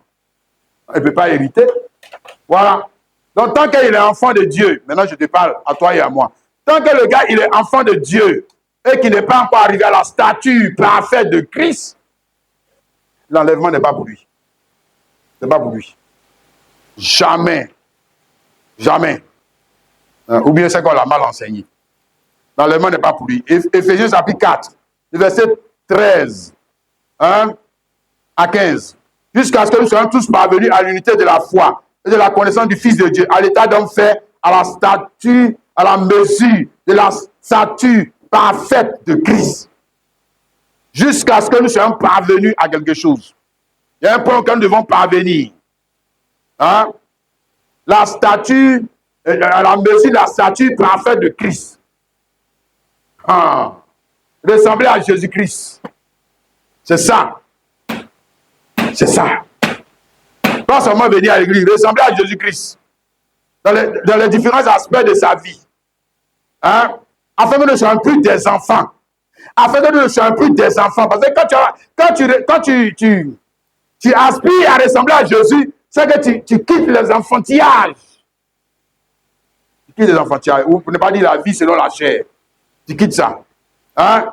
Flottant et emporté à tout vent des doctrines, par la tromperie des hommes, par leurs ruses, par les moyens de séduction. Mais que, professant la vérité dans la charité, nous croissions à tous égards en celui qui est le chef, Christ. Nous croissions. C'est ça? La croissance. Pas seulement en nombre, mais la croissance aussi de la stature. Hein? Voilà. C'est ça? La croissance de la stature. La croissance de la stature, c'est quoi? Cultiver. Hein? On va le voir. Persévérer. Parce que je dois y arriver. Je dois y arriver. Pourquoi je vais échouer? Alors, Jésus-Christ est mort pourquoi? Pour que j'échoue? Non. Pour que je réussisse. Et moi, je n'ai pas d'excuse de ne pas réussir. Alléluia. Et maintenant, nous voyons ici que dans cette terre-là, il n'y a pas la maturité. Chez ce chrétien, il n'y a pas de maturité. Il n'y a pas, ce pasteur, dommage, il n'y a pas de maturité. Dans sa vie, il est resté toujours un enfant. Il faut lui dire, fais ci, fais ça. Pourquoi tu ne viens pas au culte? Pourquoi il continue toujours sa vie d'enfantillage, les enfantillages? Bon, je ne sais pas s'habiller. Habille est toujours coucou. Il s'habille mal. Bon, il y a les enfants s'habillent mal. Il fait tout ça mal. Son jugement des enfants. Il croit au Père Noël. Bon, vraiment. Une vie misérable que lui il appelle vie chrétienne. Mais pourquoi les choses sont comme ça? Hein? Ça qu'on a vu dans la parabole que j'ai donnée concernant la troisième terre. Parce que dans cette terre, on ne cultive pas seulement la sémence de l'arbre de vie. Hein? Pourquoi il n'y a pas la maturité dans cette terre? Je te montre la raison. Hein? Et puis tu regardes si c'est toi. Moi aussi, je regarde si c'est moi. Je dis, hey, ça c'est de moi, il parle. Hein? Voilà. Et puis tu arranges tout ça. Tu enlèves ce qu'il faut enlever. Le frère. Sinon, tu es mort dans le film. Sinon, tu es mort dans le film. Je dis, hein, Dieu est grand. Hein? Dieu est grand. Hein? Mais toi, tu ne vas rien voir. Ce que Dieu veut faire, toi, tu ne vas pas voir ça. Ce n'est pas vrai. Hein? Ce n'est pas seulement faire de prier. Il y a plus que la prière. il y a le principe, hein, le principe de la culture que je dois mettre en application. Hein? Pourquoi est-ce que dans l'ancien terre, il n'y a pas de maturité? Parce qu'on ne cultive pas seulement la sémence de Dieu. Hein? On cultive aussi d'autres sémences qui sont dans leur développement. Ça veut dire que si tu aimes ces sémences-là, si tu adores ces sémences, c'est que ça va nuire à la culture de Dieu. Ouais. Je relis encore pour toi, tu vas voir. Ceux qui sont tombés parmi les épices sont ceux qui ont entendu la parole s'en vont et la laissent étouffer par les soucis. Donc par les soucis. Son souci, c'est pas, il n'y a pas d'âme. Son souci, c'est pas, moi-même là, je ne porte pas le fruit de Dieu. Son souci, c'est pas pourquoi je n'ai pas de don spirituel. Son souci, c'est pas pourquoi je n'arrive pas à évangéliser. C'est pas ça son souci. Son souci, c'est les richesses, les plaisirs de la vie. Donc, il ne porte pas les fruits qui viennent à maturité, c'est normal. C'est normal. Regarde le souci. Regarde ses préoccupations. Hein? Voilà. Pourquoi il n'y a pas maturité? Parce que dans cette terre, on ne cultive pas seulement la sémence de l'arbre de la vie. On cultive aussi des sémences que dans leur culture. Si tu aimes ces sémences-là, si tu adores ces sémences-là, si c'est ces sémences-là qui te mettent en travail, c'est que il aura problème sur la culture de la sémence de Dieu. Il aura problème. Hein? Ça bloque. Et là, on a tous problème. Hein? Hein, le frère? Tu as vu ça, non? Quelqu'un dit Amen. Amen. Deutéronome chapitre 22, le verset 9. Il a dit cela même dans la loi de Moïse. Tu ne sèmeras point dans ta vie diverses semences de peur que tu ne juges ni du produit de ce que tu auras semé, ni du produit de la vie. Donc, dans la loi de Moïse, ça c'est de façon, on va dire quoi, physique, mais pour nous là c'est esprit. Pour nous c'est esprit. Donc, de manière physique, quand tu voulais faire la culture de la sémence de la vie, tu ne devais pas s'aimer dans le champ de vie d'autres sémences que la sémence de la vie. Si tu veux faire cacao, là, tu peux faire comme tu veux. Bon, ici, on voit les planteurs qui font ça. Voilà, ils sèment aussi autre chose. Voilà, en attendant que l'autre, là, le pousse, on peut récolter ça et puis avancer. Mais quand tu veux faire la culture de la vie, non. Hein, c'était interdit. Dans la loi de Moïse. Mais Dieu lui parle pas. C'est-à-dire, il ne parle pas de ça là. Il parle de l'église. Il parle de l'église. Il parle de toi. Est-ce que c'est de ça là qu'il parle? On ne fait pas les chants, on ne fait pas le chant, donc ça veut dire qu'on connaît Dieu. Non. Ce n'est pas de ça qu'il parle. Il parle de esprit. Quand Jésus a dit quoi, mes paroles sont quoi? Voilà. Esprit et vie. Esprit et vie. La chair ne sert de rien, mes paroles, voilà. Ce n'est pas le naturel, il ne parle pas du naturel. Il parle de ce qui est esprit. En esprit, ça veut dire qu'il parle du chrétien, puisque c'est le chrétien qui est quoi? Qui est esprit. Qui est esprit. Voilà. Ou il parle de l'église. C'est l'église qui est esprit. C'est là-bas qu'on fait les choses, les vraies choses. Car les vraies choses sont quoi? Sont quoi? Esprit. Esprit. Dieu lui-même les quoi? Il fait partie de ce qui est vrai, non? Alors, donc on va me dire que les vraies choses sont charnelles, ce n'est pas vrai. Ce qui est charnel, ce n'est pas le vrai. Le vrai est esprit. Voilà. Je répète, je te répète, le vrai n'est pas ce que tu vois. Le vrai, c'est ce qui est invisible. Il faut te tromper, hein. Dis que le vrai, c'est ce qu'on voit. Tu vas vivre comme un sorcier. C'est que tu fais la sorcellerie. Et quand tu vas te réveiller de ta sorcellerie, tu vas te rendre compte que le vrai, c'est ce que tu ne voyais pas. Oui. Le vrai, c'est ce que tu ne vois pas. Parce que Dieu est vrai, mais il fait partie du monde invisible. Donc le vrai, c'est ce qu'on ne voit pas. Alléluia. Mais nous pouvons amener, nous pouvons rendre ça visible par la foi. Oui, par la foi, nous on rend ça visible. Parce qu'on ne voit pas l'amour de Dieu. Je dis, il n'y a pas, regardons-le, où est l'amour de Dieu? Mais il vit l'amour de Dieu parce que l'amour de Dieu est spirituel, est esprit. Hein? La vie de Christ est esprit. On voit ça dans les actes que la personne est en train de poser. On voit que lui, là, il est rentré dans un autre domaine. Dans le domaine des esprits. Alléluia. Et puisque c'est l'esprit qui domine la matière, donc ça veut dire que son corps est soumis à la volonté de l'esprit. Voilà. Là, tu vois la chose maintenant. Hein, le frère et la sœur. Amen. Donc, nous voyons ici que Dieu avait donné cette loi là-bas dans le livre du Deutéronome pour parler de son église. Parler de son église. Amen. Pour montrer que quand il va donner la vraie culture, comme il a dit dans Jean 15, le verset 1, je suis le vrai cep, mon père est le vigneron. Quand ça va venir à faire des vignes, ça va venir en vrai.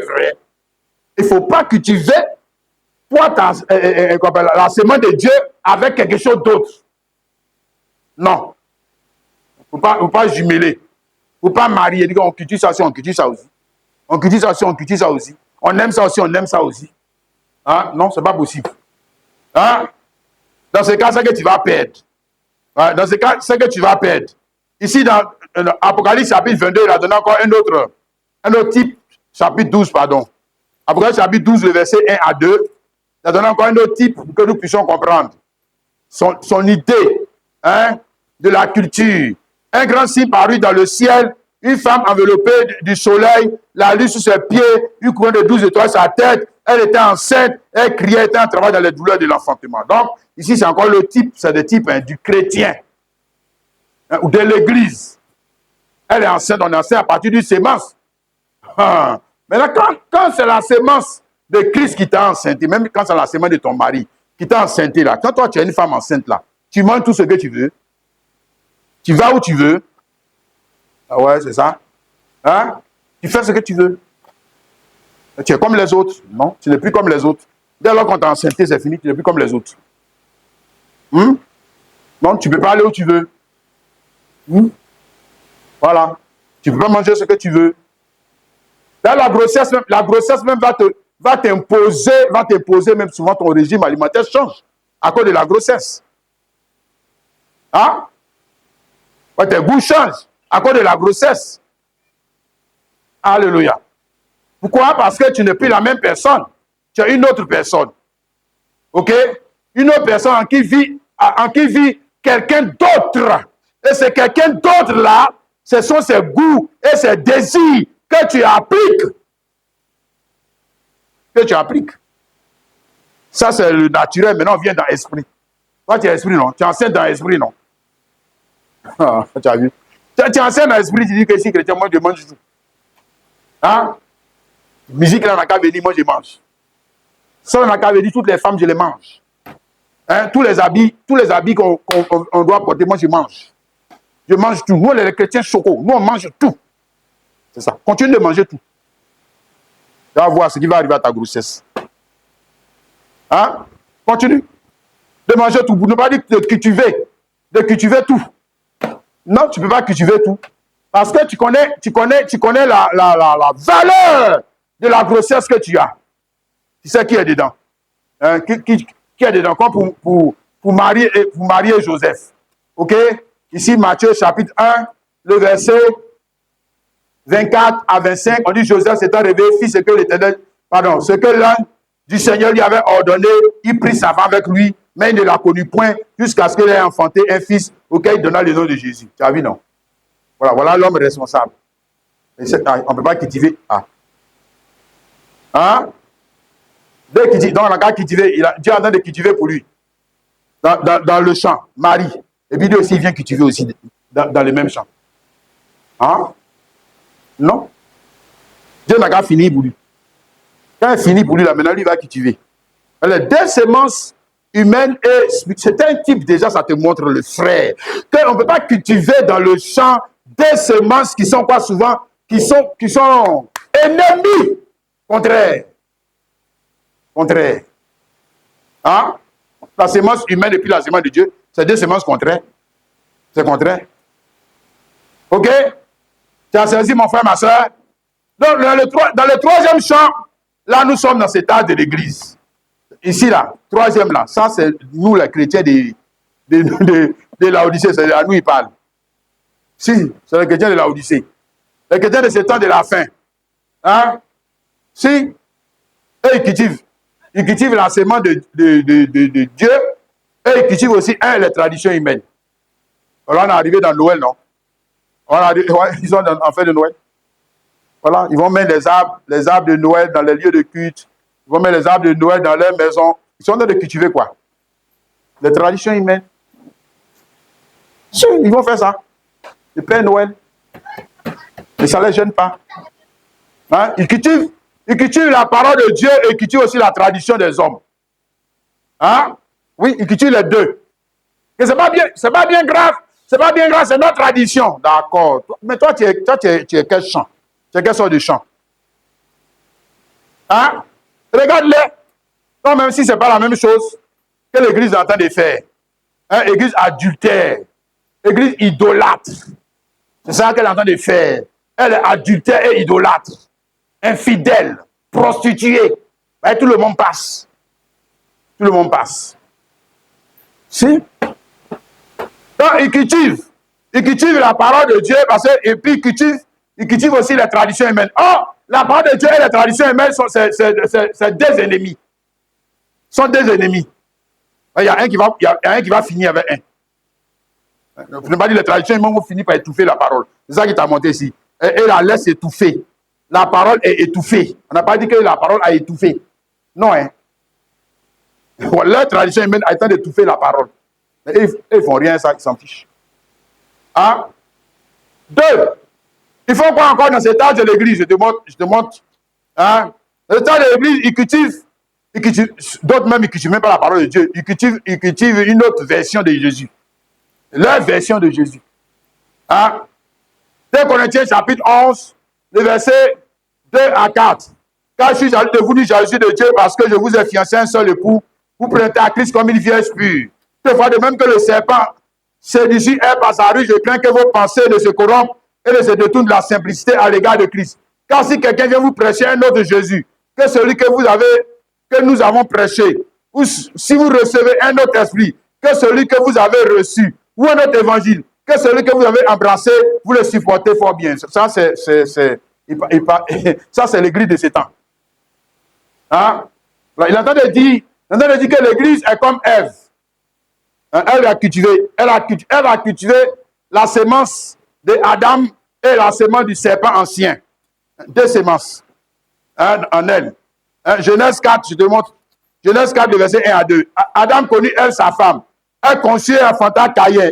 Elle dit, j'ai formé un homme avec l'aide de l'Éternel. Elle enfanta encore. Son frère Abel fit berger et Caïn fit laboureur. Verset 8. Cependant, Caïn adressa la parole à son frère, mais lorsqu'ils étaient dans les champs, Caïn se jeta son frère Abel et le tua. Voilà, parce qu'il y a un qui va finir l'autre. Il dit étouffé. Qu'est-ce que tu crois? Ça est déjà dans le livre de la Genèse, on avait déjà montré ça. Hein? Donc, Ève, la première église, le premier champ dans lequel on devait cultiver la parole de Dieu et la garder. Elle n'a pas cultivé la parole de Dieu et la garder.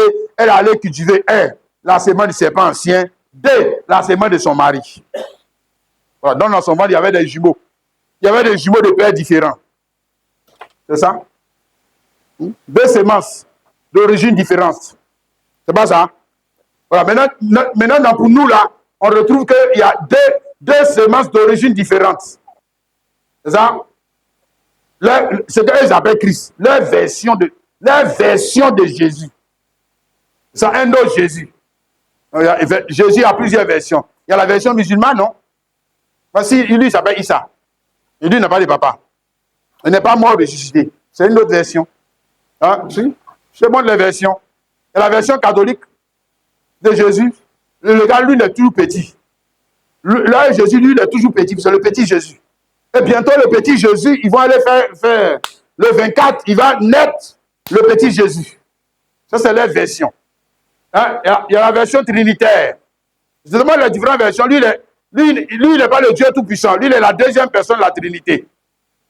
Ouais. C'est ça? Et nous avons des nouvelles versions de Jésus, le Jésus noir. Ouais, si, c'est d'autres versions. Jésus baoulé, c'est une autre version. En fait, de Jésus, il y a beaucoup de versions. Hein? Le vrai, l'évangile de Jésus aussi, il y a la version catholique, il y a la version protestante, il y a la version musulmane. aussi pas d'évangile. Mais leur évangile, c'est une version humaine, démoniaque. C'est leur version. Hein? Voilà. Maintenant, quand tu quittes, oh le frère, si tu cultives ça, à la fin, tu auras quoi? Ouais, c'est à la fin, on va voir.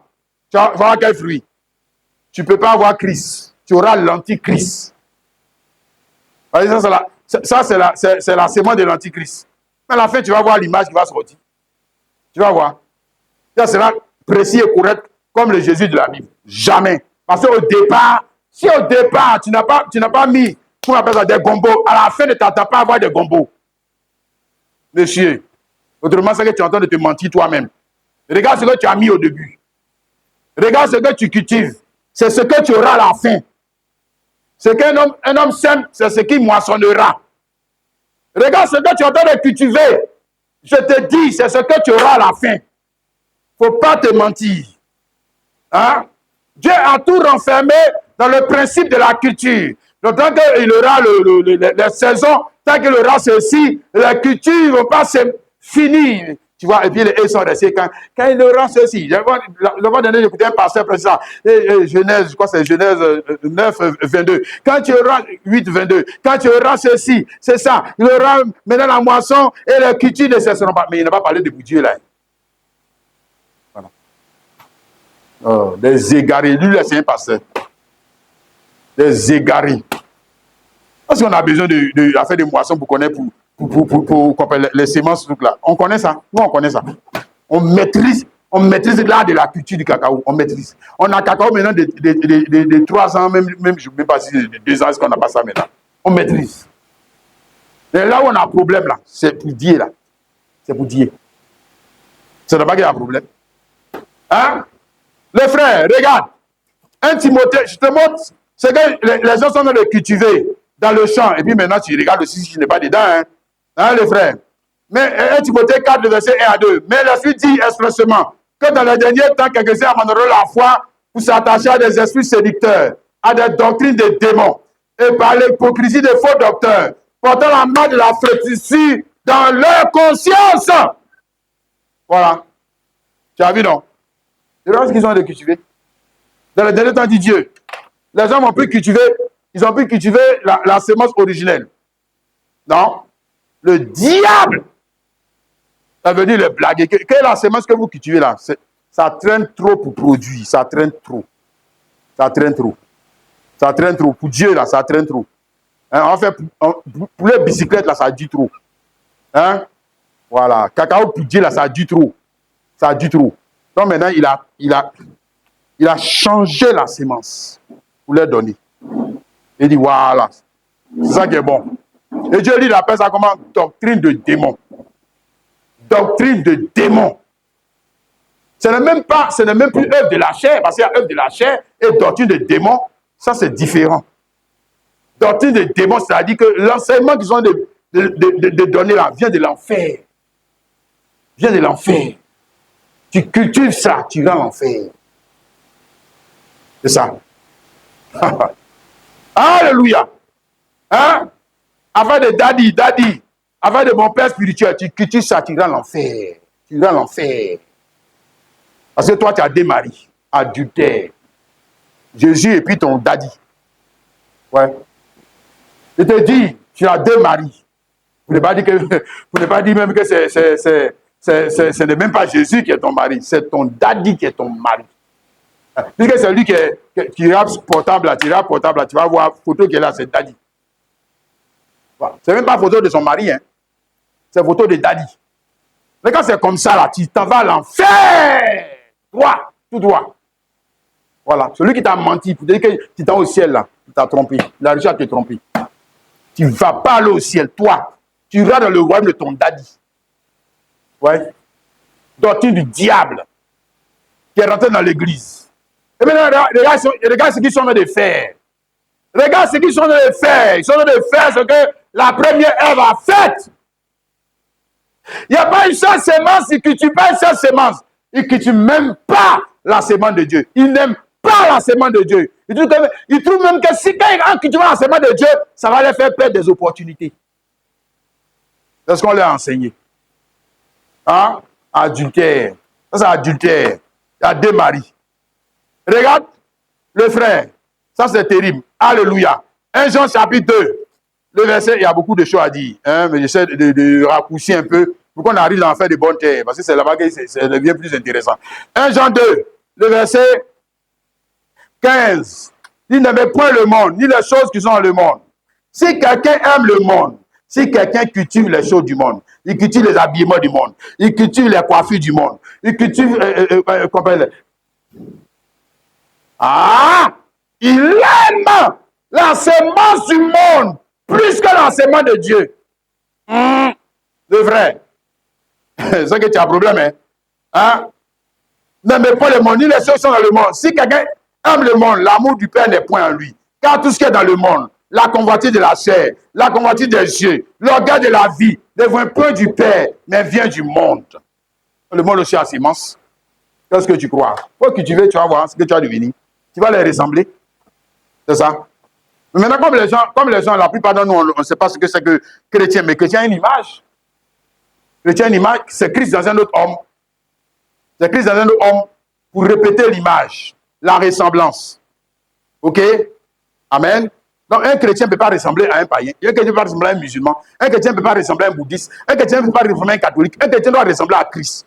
Bon, maintenant, si Christ là, il se mettait à genoux pour vénérer, même, prenez le mot même mensonge, il va nous donner. Pour vénérer sa mère, c'est que moi aussi, quoi d'années, je vais faire. C'est ce que je vais faire.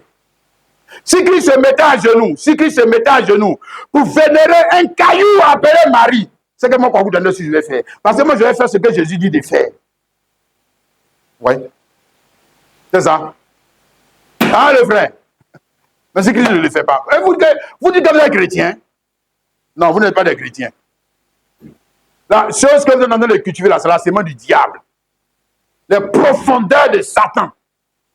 Qui sont enseignés dans l'église et les chrétiens sont d'accord. Hein?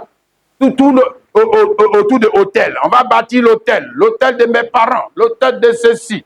Et de cela. L'alliance du pasteur. L'alliance de celui-ci. L'alliance de celui-ci. Voilà, bientôt on va rentrer. Comme j'ai dit, on va rentrer dans la nouvelle année. Non? Voilà. Ils sont en train de faire des offrandes. Des offrandes pour rentrer dans la nouvelle année. Ils sont en train de faire des jeûnes. Pour rentrer dans la nouvelle année. Ils vont faire des offrandes pour rentrer dans la nouvelle année. Des sorciers. C'est la sorcellerie. Je te dis. Bon, maintenant, comme nous, on est habitués à voir ça, on dit, mais c'est pas bien grave. C'est pas bien grave. Si, c'est grave. Parce que tu ne peux pas avoir la vie éternelle qui fait ça. Non. Voir la vie éternelle fait ça. Ou tu as la vie éternelle ou tu as la vie temporelle. Voilà. Si tu as la vie éternelle, là, 2025, 2026, 2027, ça ne te dit rien. Je te répète, mon frère, si tu as la vie éternelle, regarde, le frère, c'est pas, on va gêner, parce que les sorciers, vous savez, en fin d'année, les sorciers attaquent. Les sorciers attaquent. Ils sont de mentir, les chrétiens.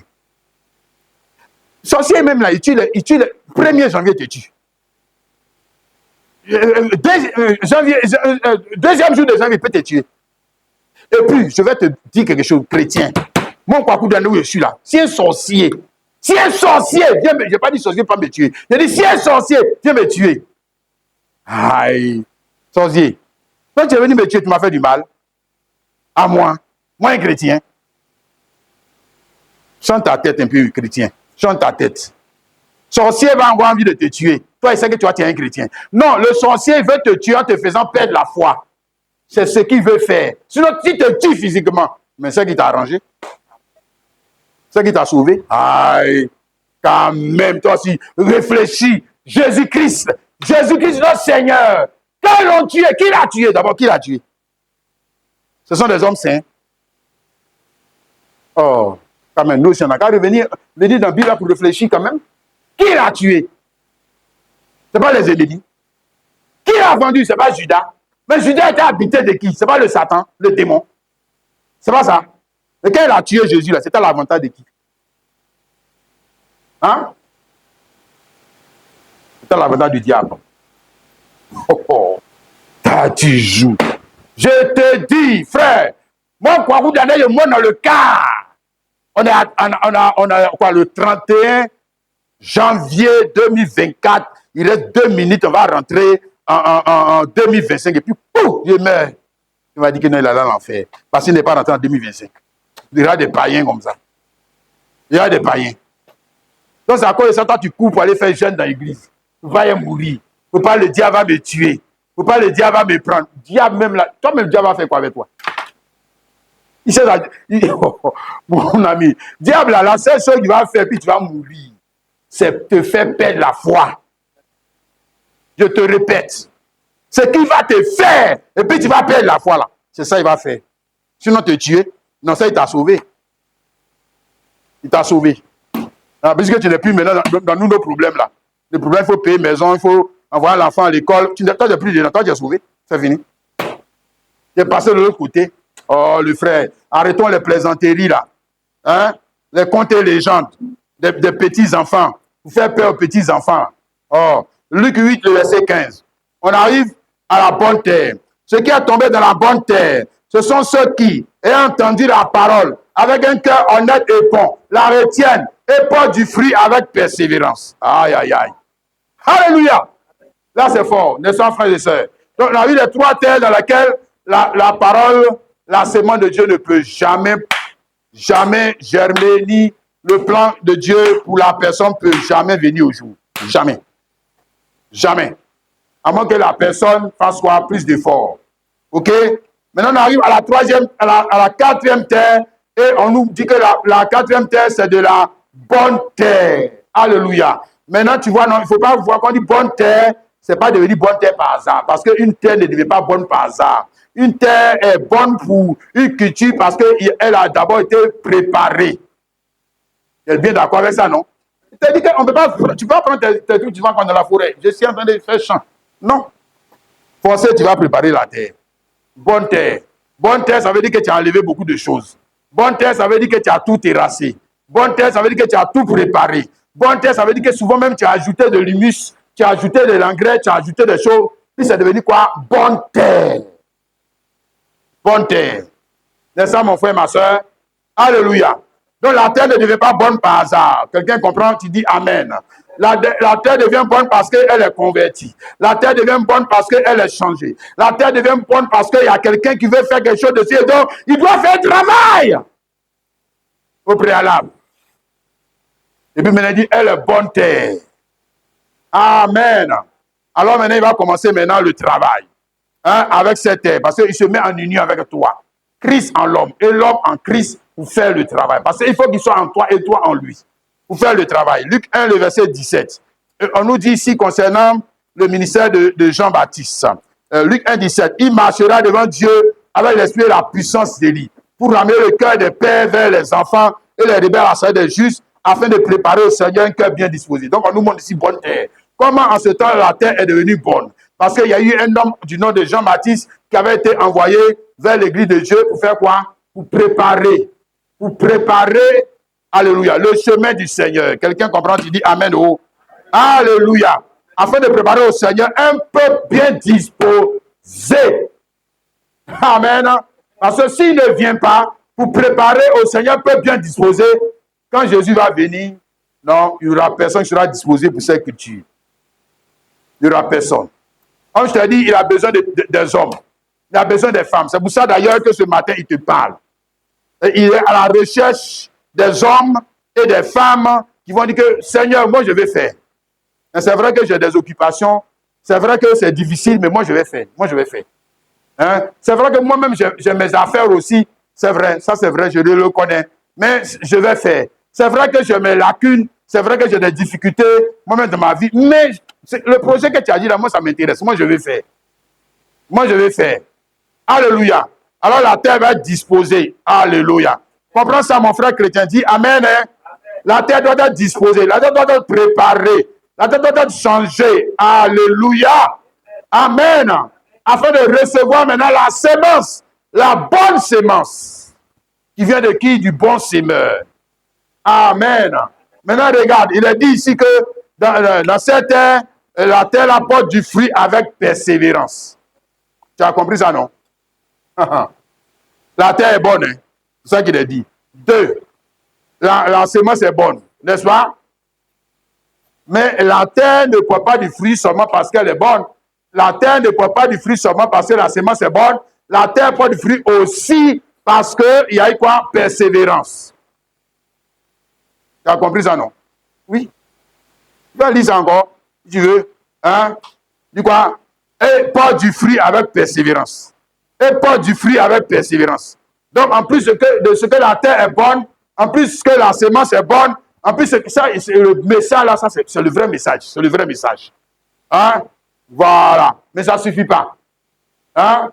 Pour que la terre porte du fruit, il faut qu'il y ait la persévérance. Hein? Ça, c'est une qualité que la terre doit avoir. En plus, honnête et bon, persévérance. Hein?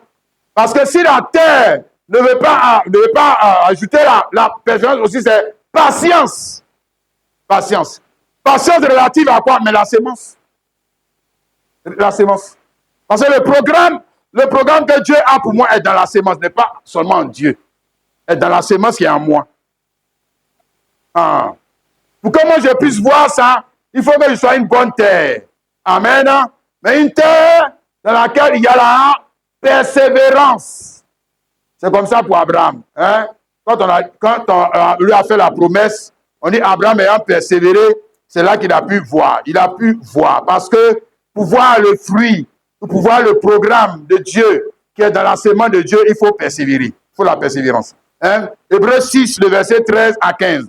Lorsque Dieu fit la promesse à Abraham, ne pouvant jurer par un plus grand que lui, il jura par lui-même et dit, certainement je te bénirai et je multiplierai ta postérité. Et c'est ainsi qu'Abraham, ayant persévéré, obtint l'effet de la promesse. Donc, il n'a pas seulement changé le nom d'Abraham, mais il devait aussi persévérer. Alléluia. Tu comprends, mon frère, ma soeur?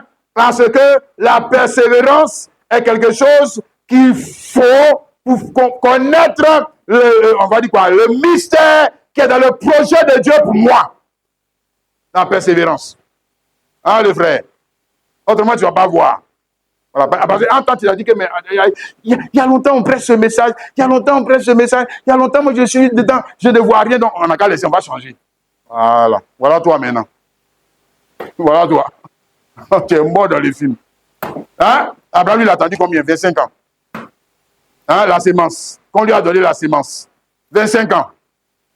Pour voir cela, toi, combien de temps devras-tu attendre? Toi, c'est esprit. Hein? Pour toi, c'est esprit. Hein? Apocalypse chapitre 1, le verset 9. Moi, Jean, votre frère, qui est pas avec vous à la tribulation au royaume et à la persévérance en Jésus. Tu vois ça? Il ne faut pas oublier ça, le frère, la sœur. Nous sommes dans une culture qui exige la persévérance. Celui qui persévérera jusqu'à la fin sera sauvé. Voilà. On ne pas dire celui qui persévérera seulement, mais persévérera jusqu'à la fin. Hein? Allez, continuez de faire. Continuez de faire. Continuez de faire. Continuez de faire. Continuez de faire. Continuez de faire. Même si je ne vois rien, je continue de faire. Pourquoi je continue de faire? Parce que je crois dans la sémence. Cette sémence-là, je crois. Les projets sont dedans, je crois. Je crois. C'est ça. Quelqu'un n'a pas venu me mentir pour changer le projet. Et puis je change, je persévère dans un autre projet. Non, non, non. Non. Hein? Donc la persévérance en Jésus. Tu as vu ça, non? Apocalypse 3, le verset 10. Parce que tu as gardé la parole de la persévérance en moi. Ok? Amen. La parole de la persévérance, d'ailleurs, quand tu gardes, la parole elle-même te donne la force pour persévérer. Comme qui? Dieu. Comme Dieu. Hein? Qui est le premier à persévérer? Persévérer ou être patient? Dieu même est patient avec qui? Dieu est patient avec sa propre sémence. Oui, Dieu. Qu'est-ce que tu crois? Oh. Voilà les prophéties même qui sont dans la Bible. Là. Par exemple, la naissance de Jésus. Ésaïe 7, 14. Tu sais combien de temps ça a pris pour se réaliser? Hein? Plus de 7 siècles. Plus de 7 siècles. Qu'est-ce que tu crois? Hein? Et pourtant, il avait parlé. Et puis, il n'y a rien. Hein? Que la lumière soit. Et la lumière fut. Pendant combien de temps? 1000 ans. Il a fallu 1000 ans pour que la lumière fût. Qu'est-ce que tu crois? Avec Dieu, c'est la patience. Hein? Même si tu ne vois pas, mais on croit. On croit que de l'invisible va sortir ce qui est visible. On croit. On croit parce qu'on sait que dans cette semence, il y a des choses qui sont encore invisibles, mais qui vont venir, qui vont être visibles. Comment, en cultivant la semence et en prenant patience envers la semence, en continuant de faire la même culture, et ne pas dire que j'ai commencé de semer le gombo, je ne vois rien dedans, je vais changer maintenant, je vais venir dans le cacao. Bon, ça, c'est dans le monde, on peut faire ça. Non, pour Dieu, non. Non, tu ne vois rien dedans, continue. Hein? Oui, si. Tu ne vois rien, continue. Quelqu'un comprend où tu dis Amen, la sœur. Amen. La persévérance. Alléluia. L'endurance. Dis Amen. Le courage. Alléluia. Là, maintenant, là, tu commences à faire comme Jésus, n'est-ce pas? Oui. Là, Jésus, il a persévéré. Hein, souvent même dans les pleurs. Il a persévéré. Oui. Il a arrosé la semence. Ouais, la semence arrose avec quoi? Hein? Prends notre papa Jésus-Christ. Il a arrosé la semence avec quoi? Avec ses larmes. Avec son sang. Ouais. C'est ce que tu crois. Si tu cultives, si tu es vraiment un cultivateur de la semence de Dieu, tôt ou tard, tu vas arroser ça aussi avec tes larmes. Avec tes larmes. Bon, pour toi, on ne va pas te tuer maintenant. Hein? Voilà. Mais pour Jésus, on va dire quoi? L'image est nette, puisque Jésus a arrosé la semence avec ses larmes, avec sa sueur, avec son sang. Nos pères, les apôtres, ont arrosé la même semence avec leur sang, leur sueur, leurs larmes. Ouais. C'est une semence. C'est pas l'eau on prend pour arroser, pardon. C'est pas l'eau. Quand tu vas persévérer, il y a des moments où tu vas pleurer. Que Dieu même, tu m'as laissé, tu es où? Voilà, il dit voilà, c'est ça. Ce que tu es en train de faire là, c'est bien. Maintenant, toi, tu penses que tu ne comprends pas bien le mystère de Dieu. Tu penses que ce n'est pas bon. Si, c'est bon. Il faut pleurer. Si tu veux pleurer, pleure.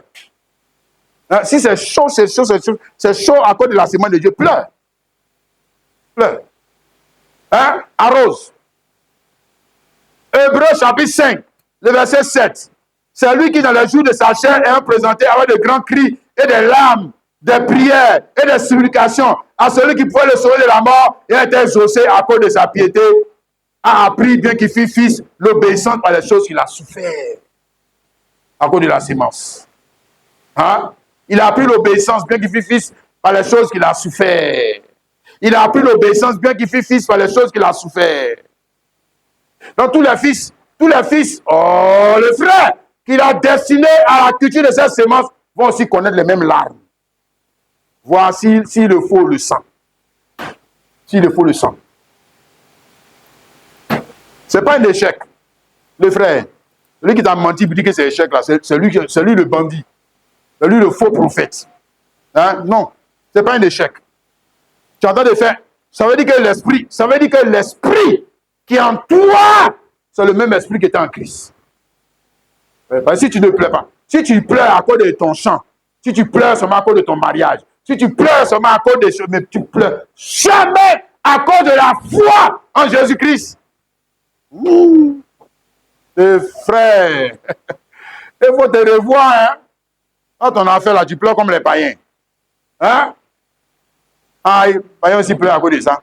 Oui, s'il pleure son argent, il pleure. Et ouais, si, il pleure. Il pleure. Il pleure, c'est bien, il pleure. Hein? Non? Maintenant, on parle de qu'est-ce qui te fait pleurer. Qu'est-ce qui te fait pleurer? Qu'est-ce qui te fait pleurer? Qu'est-ce qui te fait transpirer? Hein? Qu'est-ce qui fait même que souvent, hein, nos pères, les apôtres, ont versé leur sang? Et ils ont volé l'argent de quelqu'un? Non? À cause de la semence. Parce qu'ils étaient cultivateurs, hein, gardiens de la semence dans laquelle se trouve tout le bonheur que Dieu avait pour eux, et ils devaient passer par là. Ok? Hébreux 12, le verset 4. C'est fort, hein? Vous n'avez pas encore résisté jusqu'au sang en luttant contre le péché. On n'est pas dit contre la pauvreté.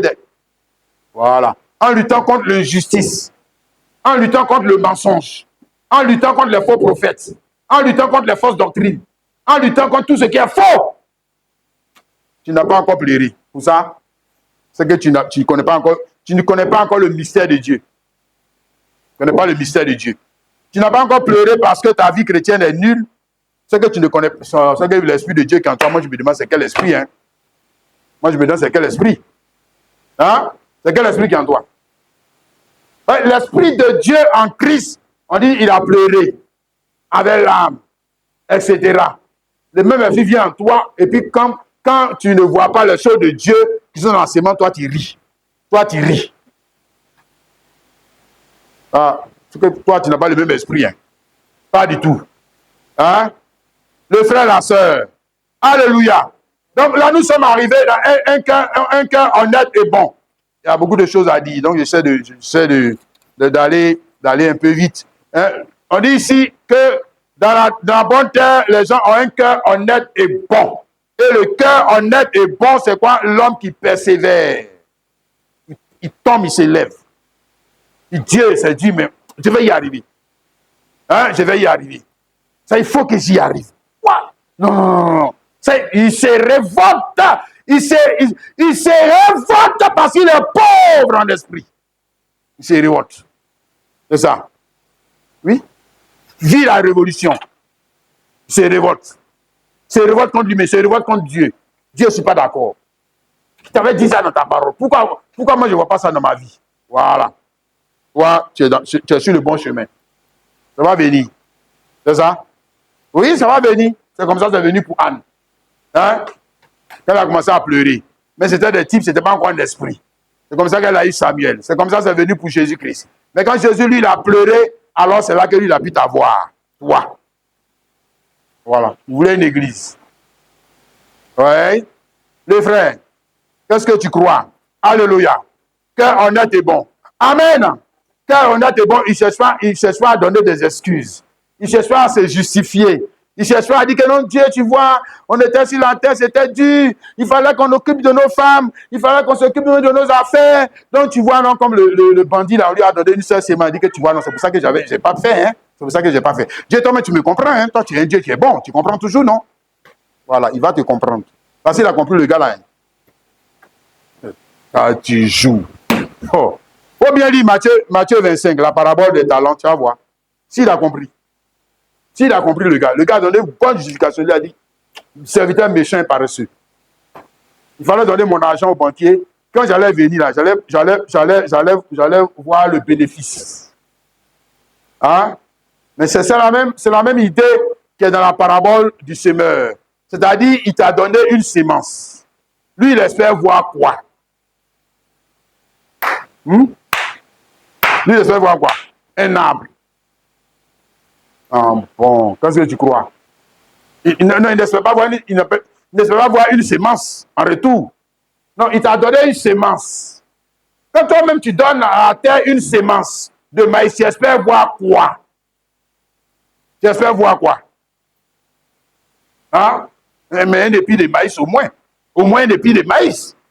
Quand même le frère, toi aussi. Quand tu as donné à la terre une sémence de cacao, tu espérais voir quoi? Un arbre. Tu dois voir un arbre. Ah non, hein, le frère. Tu dois avoir un arbre fruitier avec des fruits qui sont mûrs. Oui, avec des fruits qui sont mûrs. Donc, tu n'espères pas voir des feuilles. Tu ne peux pas voir des troncs. Tu ne peux pas voir, bon, bref, tout. Des fleurs sauf pas des fruits. Et puis, ce gars-là, tu vas le glorifier. On va dire quoi, ce plan de cacao là, tu vas le glorifier. Ce plan de banane là, tu vas le glorifier. On va dire que, ouais, toi, tu fais quand même le travail. Non. Non. Jean 15, le verset 8. Si vous portez beaucoup de fruits, c'est ainsi que mon Père sera glorifié, vous serez mes disciples. Donc, on porte du fruit avec une seule sémence. Ici, beaucoup de fruits. Il porte beaucoup de fruits alors qu'on lui a donné une seule sémence. On lui a donné seulement une seule sémence. On lui a pas donné plusieurs sémences. On lui a donné une seule sémence. Et puis lui, il a rendu au Père un arbre fruitier. Il n'a pas avorté la sémence. Hein? C'est ça, non? Il n'a pas... En temps, il a mangé la sémence. Il n'y a plus de sémence. Tu vois, non? Il a utilisé la sémence pour lui-même. Non, il n'y a plus de sémence. Il n'y a pas d'arbre, il n'y a rien. Et puis, il veut rentrer au paradis quand même. Hein? Ah, il ne comprend pas. Quand Jésus lui a parlé, il n'a pas bien compris. n'a pas bien compris. Ils ont dit que s'il portait beaucoup de fruits, s'il portait beaucoup de fruits, c'est ainsi que le Père sera glorifié. Donc, comment je vais glorifier le Père? Quand le Père me donne une sémence, que moi je lui donne un arbre fruitier. Voilà. Et pourquoi je lui donne un arbre fruitier, c'est que je suis un cultivateur. C'est que c'est moi qui ai travaillé. C'est moi qui ai pleuré. Quand ça n'a pas marché, c'est moi qui ai pleuré. Hein? C'est moi qui ai transpiré. Tu vois, à la sueur de ton front. Hein? Souvent même mon sang est versé dans cette affaire-là. Hein? J'ai mis mon argent dedans. J'ai mis mon temps dedans. J'ai mis tout chaud dedans. Et puis quand ça apportait beaucoup de fruits, le Père est glorifié. Et moi aussi, je suis glorifié. Parce que le Père est impressionné. Il dit, hein? Beaucoup d'années, tu es fort, hein? Mais je t'avais donné seulement une seule sémence, hein? Il est impressionné. C'est ça. Hey, le frère, ce n'est pas ton mariage qui l'impressionne. Ce n'est pas ton mariage qui l'impressionne. Vous faites mariage, je suis allé faire ça sur la lune, comme Elon Musk. Ça ne l'impressionne pas. Ça ne l'impressionne pas. Qu'est-ce qui le glorifie ou l'impressionne? Qu'est-ce qui le honore? Glorifier si c'est honoré, impressionné. Qu'est-ce qui l'impressionne? Mais le fruit de lui, sa sémence. Le fruit de lui, sa sémence. Alors que le gars à qui on a donné la sémence, lui aussi, il avait ses problèmes. Lui aussi, il avait ses problèmes. Aïe, qu'est-ce que tu crois? Il avait ses parents. Ah, il doit s'occuper de ses parents, il doit s'occuper de sa femme, il doit s'occuper de ses enfants, il a des besoins et tout ça. Mais comment il a pu porter du fruit? Comment? Hein? Parce que malgré tous les besoins qu'il avait là, il a consacré du temps à la sémence. Parce que la sémence va porter du fruit d'elle-même. Moi, je n'ai jamais vu une sémence qui est au marché, là, et puis elle commence à porter du fruit. C'est qu'il y a quelqu'un à qui on a confié cette sémence, et ou bien qui allait acheter cette sémence, et qui a commencé à faire un champ. Donc, il a consacré du temps à la sémence. Voilà. Il a consacré son argent à la sémence. C'est ça. Alléluia. Donc, il s'est investi dans ce projet. Parce qu'il sait que dans cette sémence-là, il y a une richesse qui est cachée. Il y a des projets qui sont cachés. Il y a une gloire qui est cachée. Et que la seule manière de voir cette gloire, mais c'est de la cultiver. C'est de la cultiver. Et on n'a qu'à prendre un couteau, on n'a qu'à couper. On va voir la gloire. Non. Non. Va la cultiver. Mais quand tu as fini de la cultiver, alors maintenant tu vas voir que ça apporte le fruit. Alléluia. Alors là, maintenant, cette fois-ci, ce n'est plus Kwaku Daniel qui est glorifié. Le Père est glorifié parce qu'il s'agit du fruit de sa sémence. Voilà. Sinon, pour Marie, là, ça, c'est Kwaku Daniel qui est glorifié. Oh. Et il a fait ses enfants. C'est Kwaku Daniel qui est glorifié. Que tu as eu des enfants. Frère, tu as eu des enfants. Ton travail, tu as eu ton argent. C'est toi qui es glorifié.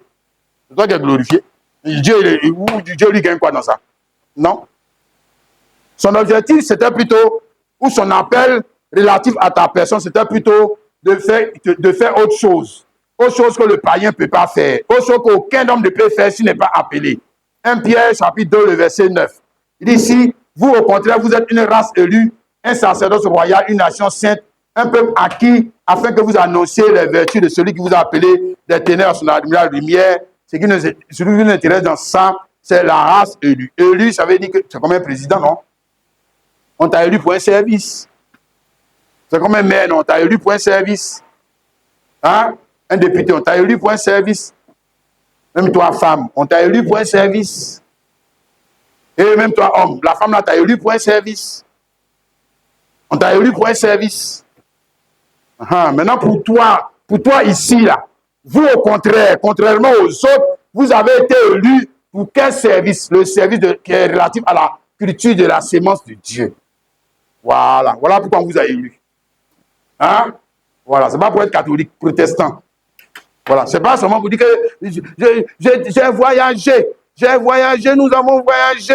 Tu vois, maintenant, nous sommes en train de prospérer. Notre église, les gens voyagent. Notre église, chaque samedi, il y a mariage. Chaque samedi, il y a mariage. Tu vois, nous sommes en train de prospérer. Chaque samedi, il y a mariage. Les païens aussi se marient.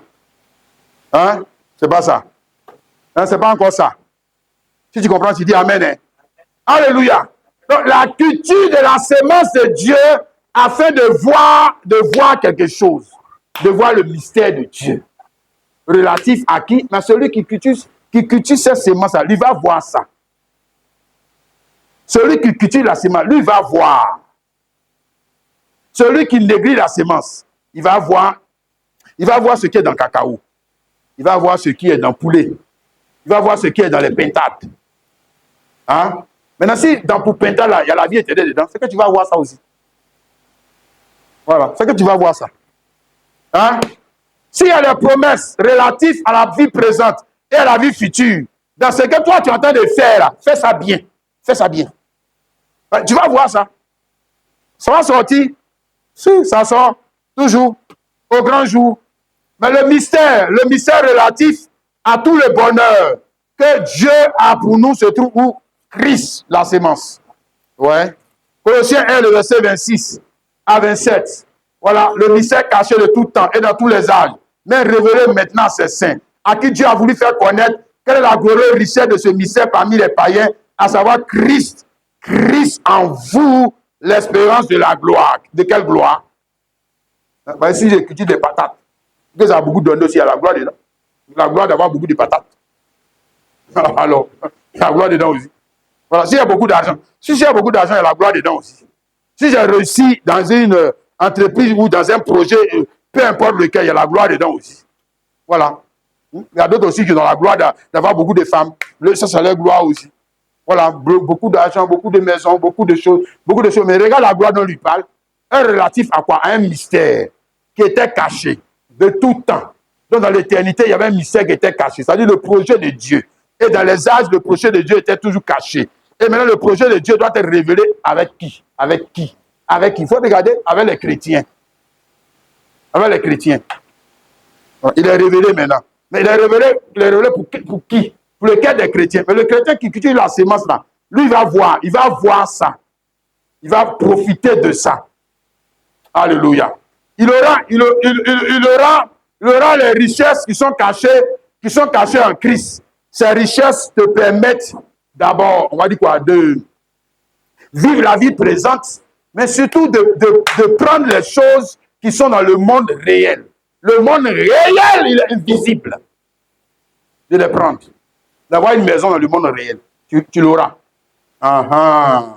D'avoir le vêtement du monde réel. D'avoir les choses du monde réel. Hein? Et je te dis que le monde réel, il est invisible.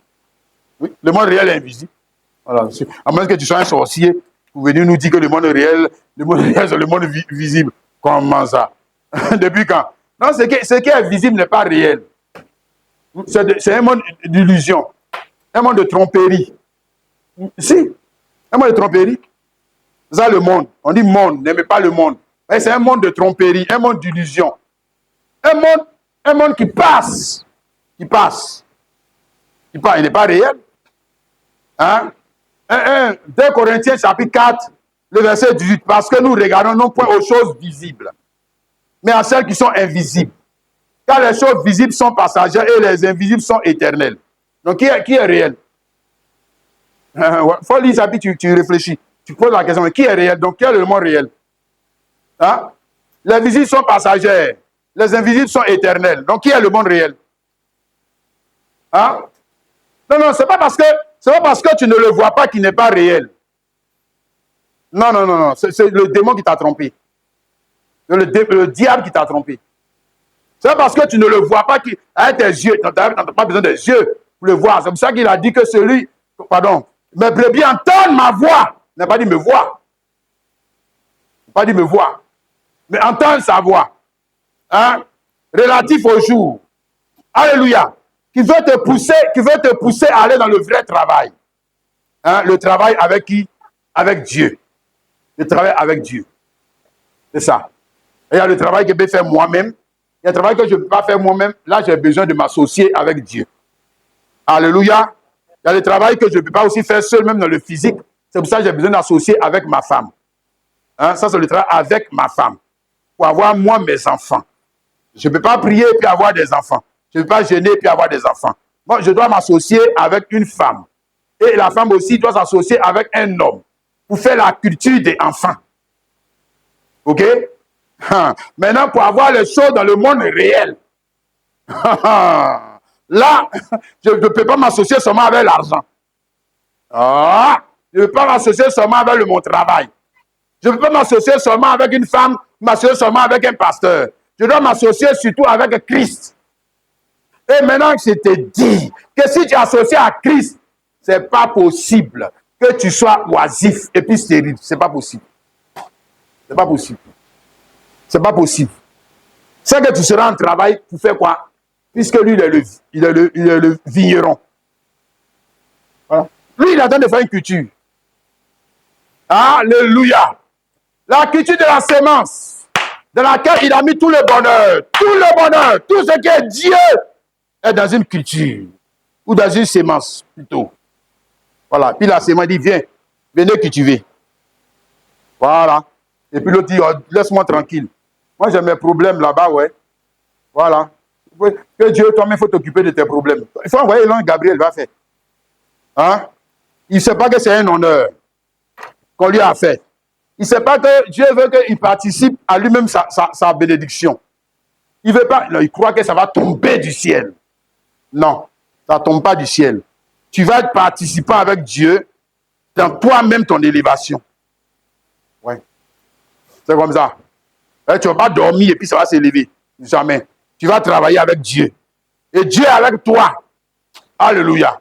Et alors, les choses qui sont cachées dans la sémence vont commencer à naître.